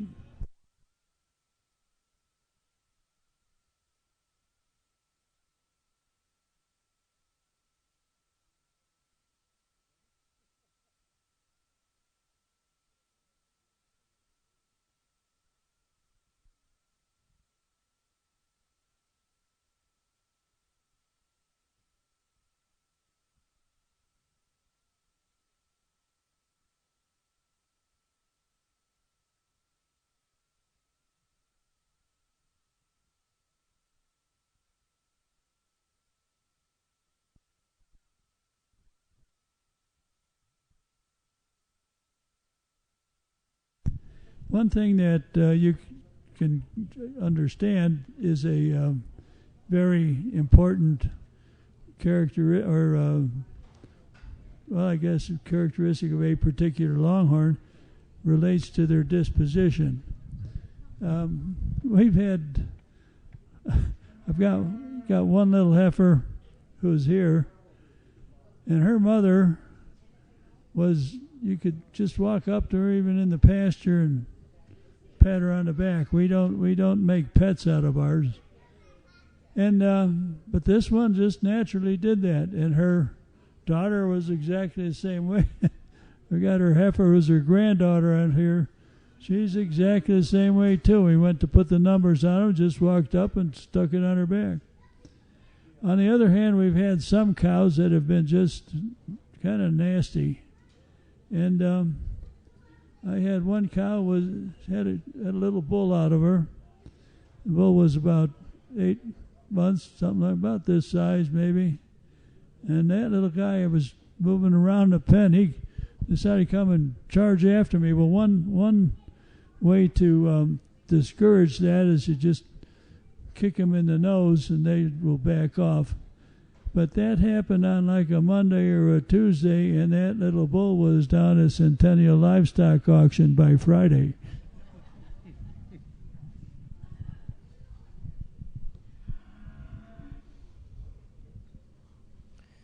So we start our class of bulls today with the class April 1st to June 30th. And we have 2 very nice bulls in the ring. I am going to go with 201, the darker black bull. And my reasons on this are, I think that he is showing early masculinity. He certainly carries well through his body. If I could clean him up, I would clean him up in the sheath. But I think he has enough qualities over the other bull that he stands first today.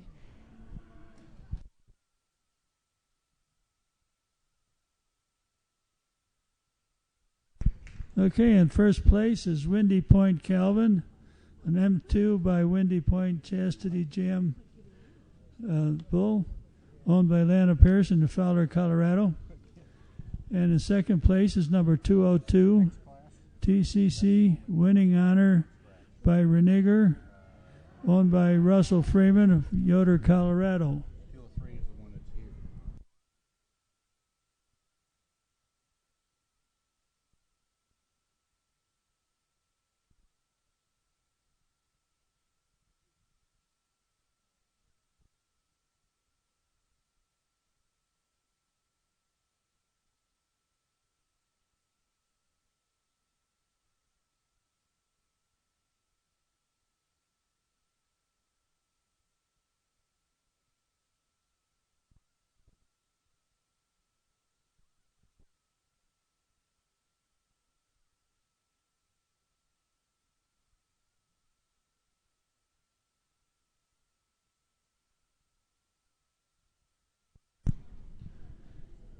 Well, Class 202 is a single entry because the top one, Saddle Point, was scratched.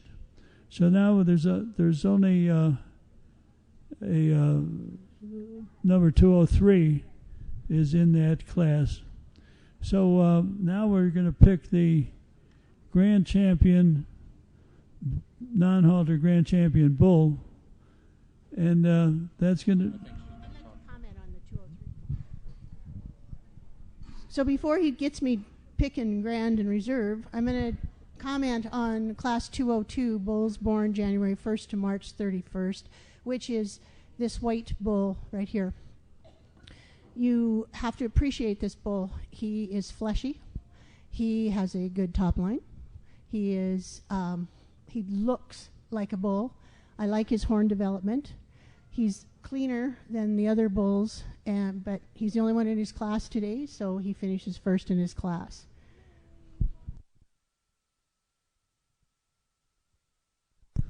Okay, that is SC Blizzard's Pride, a Gorilla Shadow by SC Blizzard young bull. He's owned by Mark Behringer of Bethune, Colorado, right here. Okay, now we're going to choose the champion non-haltered bull, and the champion is going to be chosen from between number 203 and number 201.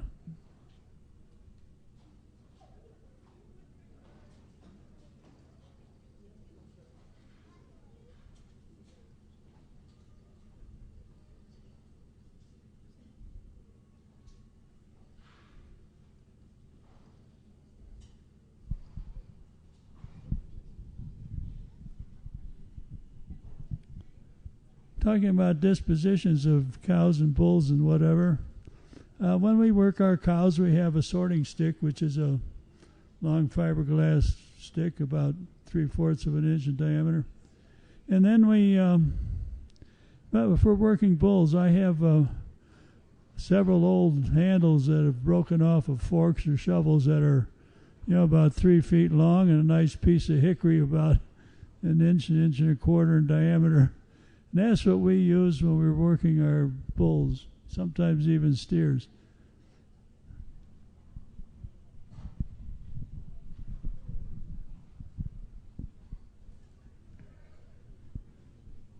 Stop it.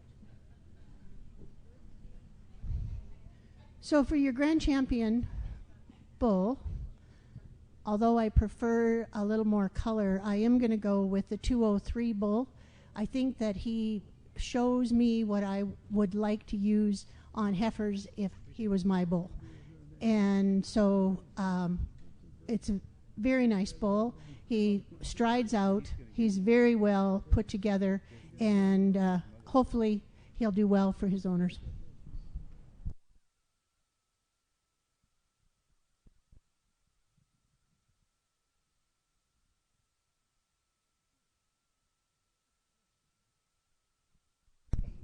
Okay, our grand champion, or not grand champion, is champion non-haltered bull is number 203, which is SC Blizzard's Pride.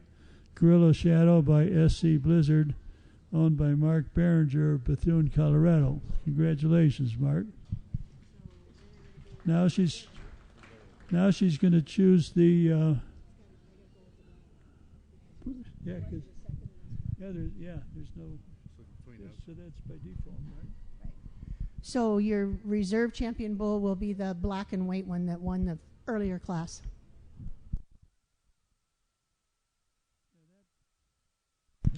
That's pretty much the way it'll be because of the fact that there is no second place winner in class 202. So the number ones are the champion and grand champions. So reserve champion is number 201, Windy Point Calvin, owned by Lana Pearson. And Lana wins another buckle. Hey.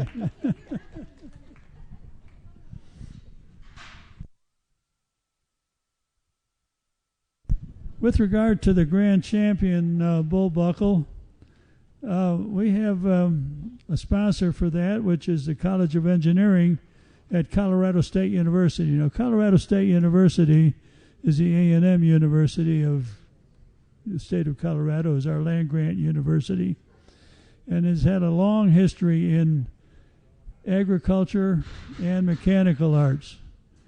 And Colorado State got to be very well known in with regard to water and water in the West, water distribution, water management, and so on.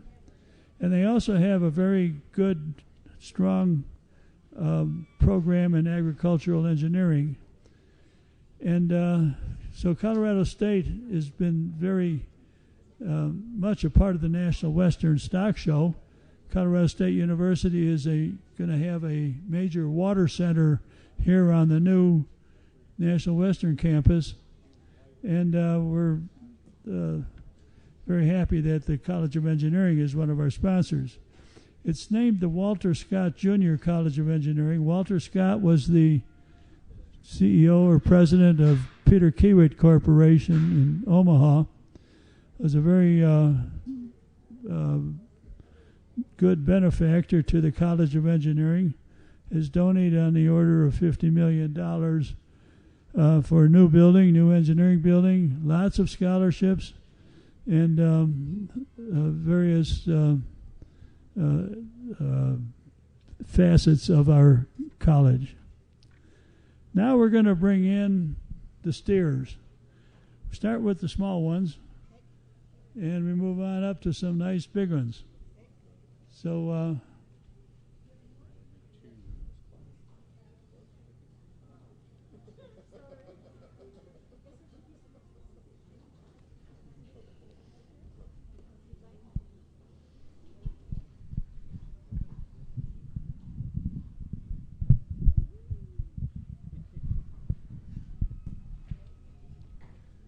Okay, here's our first class of steers. These are junior steers born January 1st, 2018 through July 31st, 2019. There's years difference in this.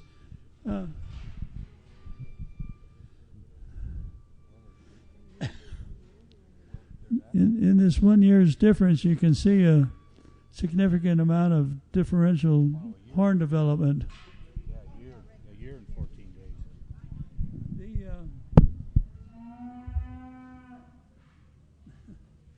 This is a result of the classes and things. We really didn't have steers class. We thought we should have non-haltered steers. So we threw these in, and we just made, Yeah.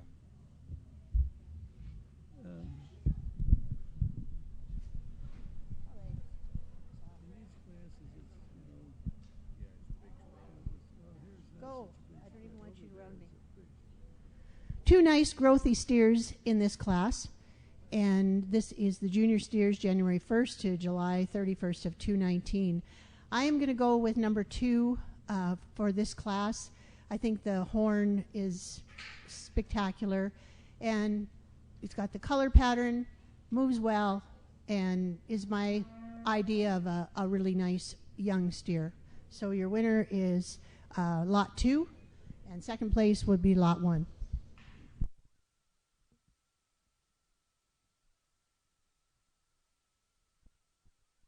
Okay, in first place is Papa Top, an over-the-top calf by 711 Bling.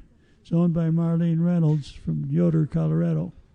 Second place is WF's Double Stuffed, a Sousa's Remington Action by TC Sugar and Spice, and that's owned by Nikki Adams and Faye McDowell of Wildfire Ranch, Colorado Springs, Colorado. Next will be class.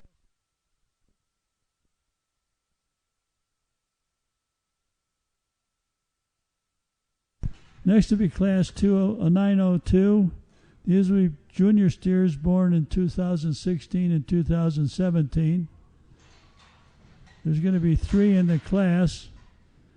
These will be, there's going to be 2 that are exactly the same age. And I hope I don't have a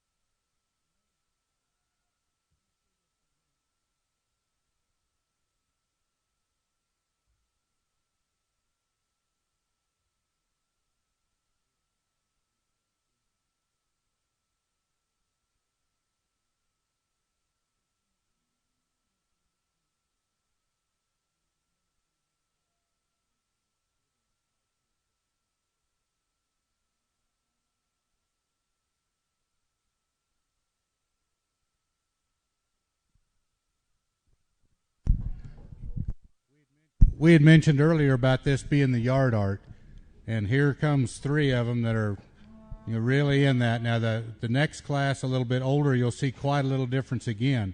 But as these steers, when you steer them, you'll notice when they come in the ring that compared to a lot of the cows and compared to the other bulls that you've seen today, that their back hindquarters don't have near the width or near the bulk to them that the cows or the younger or the bulls do. That's because once that happens, most of the energy and everything goes to raising horns on these. So they put the weight in their shoulders to hold the head and horns up, so their back end gets real thin. That steer that is down at the Fort Worth Stock Show now, that they take out every day, he was here a few years ago, and he was at that time 116 inches, I believe. And his back end was very, very thin, just because everything had to go to the head to hold those horns up.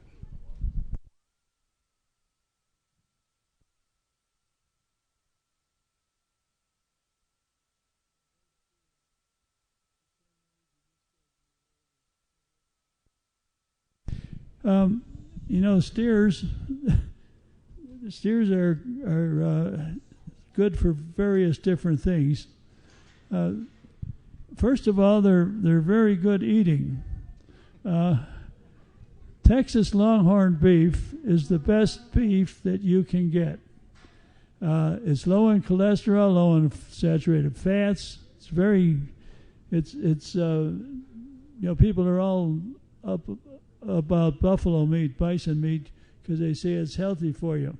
The thing about Longhorns is it's just as healthy, if not healthier, than bison meat, and it tastes like beef. You get a good cut of beef, cut a good steak off of one of these, and I'll tell you, it's great. The other thing is, well, it's a pasture ornament, of course.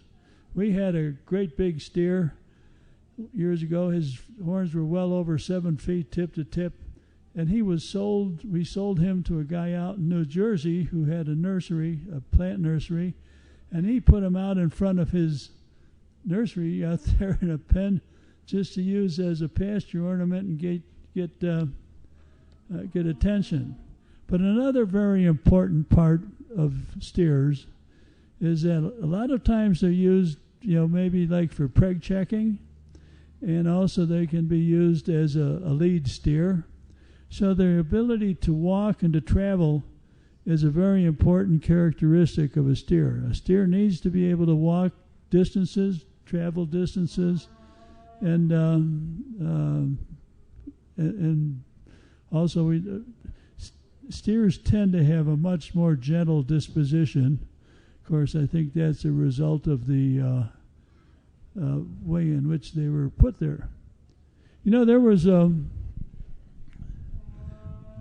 guy I know, he had 2 bulls, and these bulls were born at about the same time, lived together, grew up, and one day one of the bulls said to the other bull, he says, "I hear that our owner is going to sell us." And the owner, sure enough, went and sold them. And about 6 months later, this one bull is over in his pasture, and he looks over in the pasture across the fence. He says, "Hey, that's my old buddy over there. I'm going to go run over and talk to him, see how he's doing." She goes over to his other buddy. He says, "Hey, how are you doing over there?" The guy says, "Oh, this is great." He says, "I got about 20 little heifers out here with me. We got green grass, a lot of water, just fantastic." This bull says to the other one, "Well, how's things going with you?" He says, "It's not good. The grass is bad. There's not very good water. And the only thing in this pasture is this damn steer. And all he wants to do is talk to me about his operation." Okay, Deb, you ready? This is an interesting class of steers, and certainly to the owners, congratulations that they represent trophy steers very, very well. I am going to start with number 5, this one right here that she's pointing at. I think you have to appreciate the color pattern, and I think you have to appreciate the horn growth on this steer, and he just stood out for me. In second place, who's not happy, I see, is number 4, the largest steer.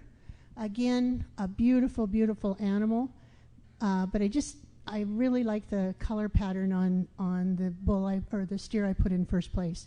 And following up in the class is number 3, the black and white one. Again, interesting horn, a little bit asymmetrical right now, but I think too he is going to grow a lot more horn. So that's how I see it today.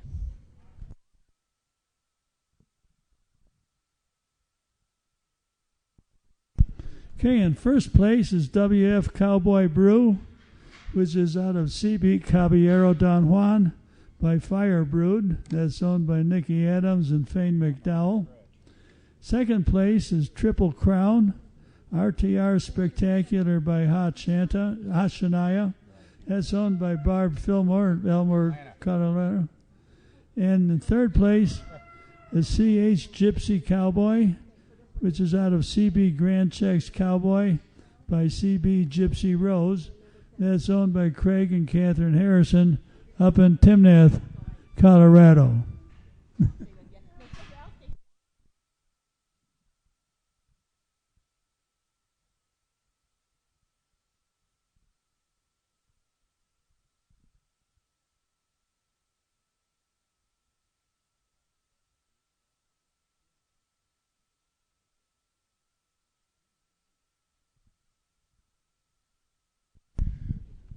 Earlier, John was talking about how good the Longhorn beef is, and most of us that are breeders also have what we call a lean meat program, where we sell beef or we have it available. We at Sand Creek Longhorns put together a sheet that has the values of all the different meats as far as proteins and saturated fats of all the popular ones, and it comes from Texas A&M, and they did the study, and it shows Longhorn is by far the best. So, and there's some cooking tips on here, the fact how lean it is. If you're interested in taking one of these just to learn more about the meat, come up here, and my wife or I, either one will get one of these for you. We have some with us, so we'd be more than happy to have you take one of them with you. Everything that's on here is proven by Texas A&M or another university. So if you want to take a look at it, come up here and grab one.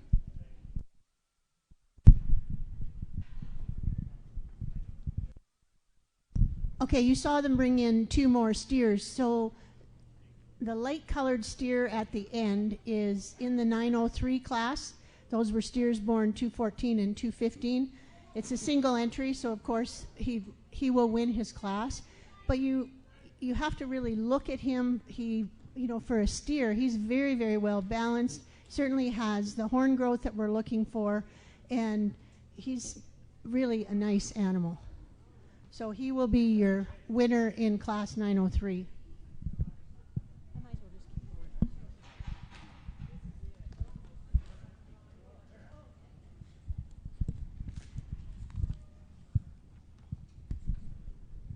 In class 904 is number 7 that they brought in.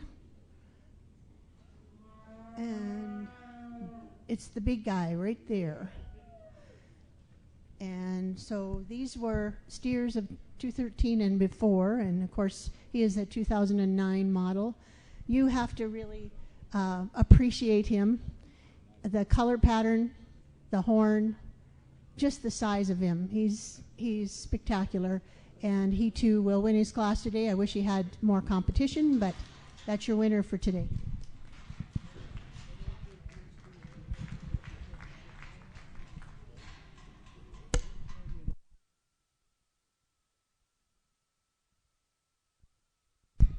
Okay, in lot number 903, first place is lot 6, of course. His name is Optimus. He's out of Iron Bar by Axel's Optimum Choice, owned by Stan Searle and Gary Lake. And for class 904, in first place is lot 7, Windy Point Stockyard, Bishop Allen by Windy Point Shania Charm, and that's owned by Lana Pearson, Fowler, Colorado. Now we're going to choose a champion non-haltered steer, and so we'd be choosing from the first place of the 4 classes. So that'll be, we got 3 here, and here comes the 4th steer. The sponsor for the non-haltered Grand Champion Steer Buckle is Tom Smith with Brunello LLC. Brunello, Tom Smith, we've done some real estate ventures with Tom, and he was gracious enough to be a sponsor for our steer. For our show. We do appreciate his support.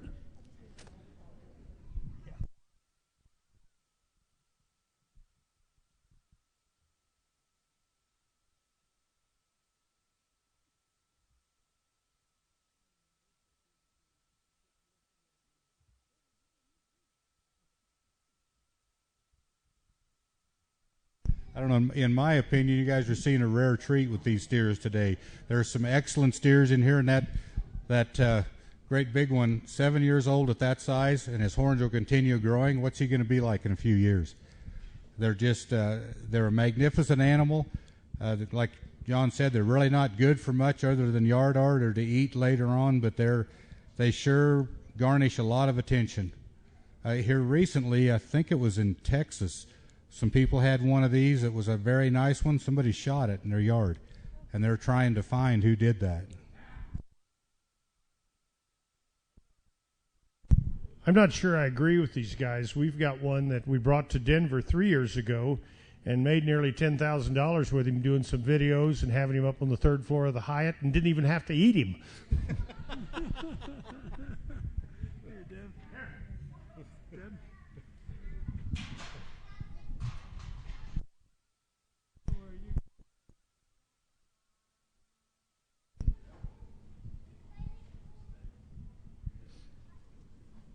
So if we're going to look at a champion steer today, I know the audience will probably think that I should pick the big guy, but I am going to go with number 6, the light colored one at the very back.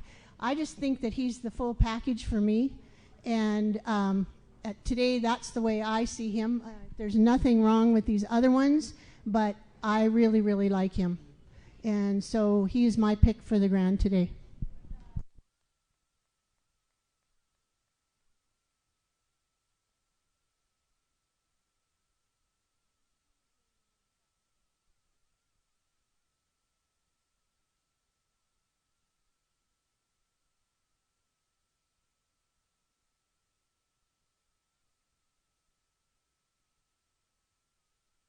And for your reserve, we'll go with the big guy, number 7 here. He deserves it, and if I don't trip over everybody. And congratulations to the owners. Beautiful, beautiful steers. The 2 that are left in the ring, they have some years to come, and I'm sure they will be back and place well in another show.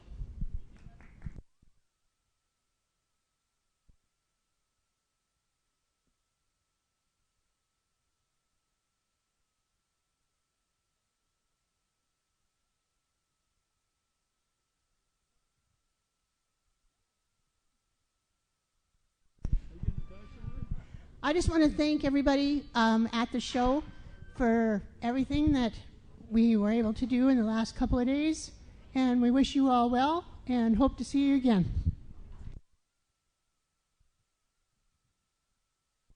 Okay, well, that concludes our show, and thanks very much to Deb for judging it.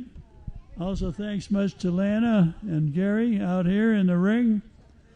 Thanks a lot to all the people who participated in getting this show put together. So, anyway, hope we'll see you all again next year.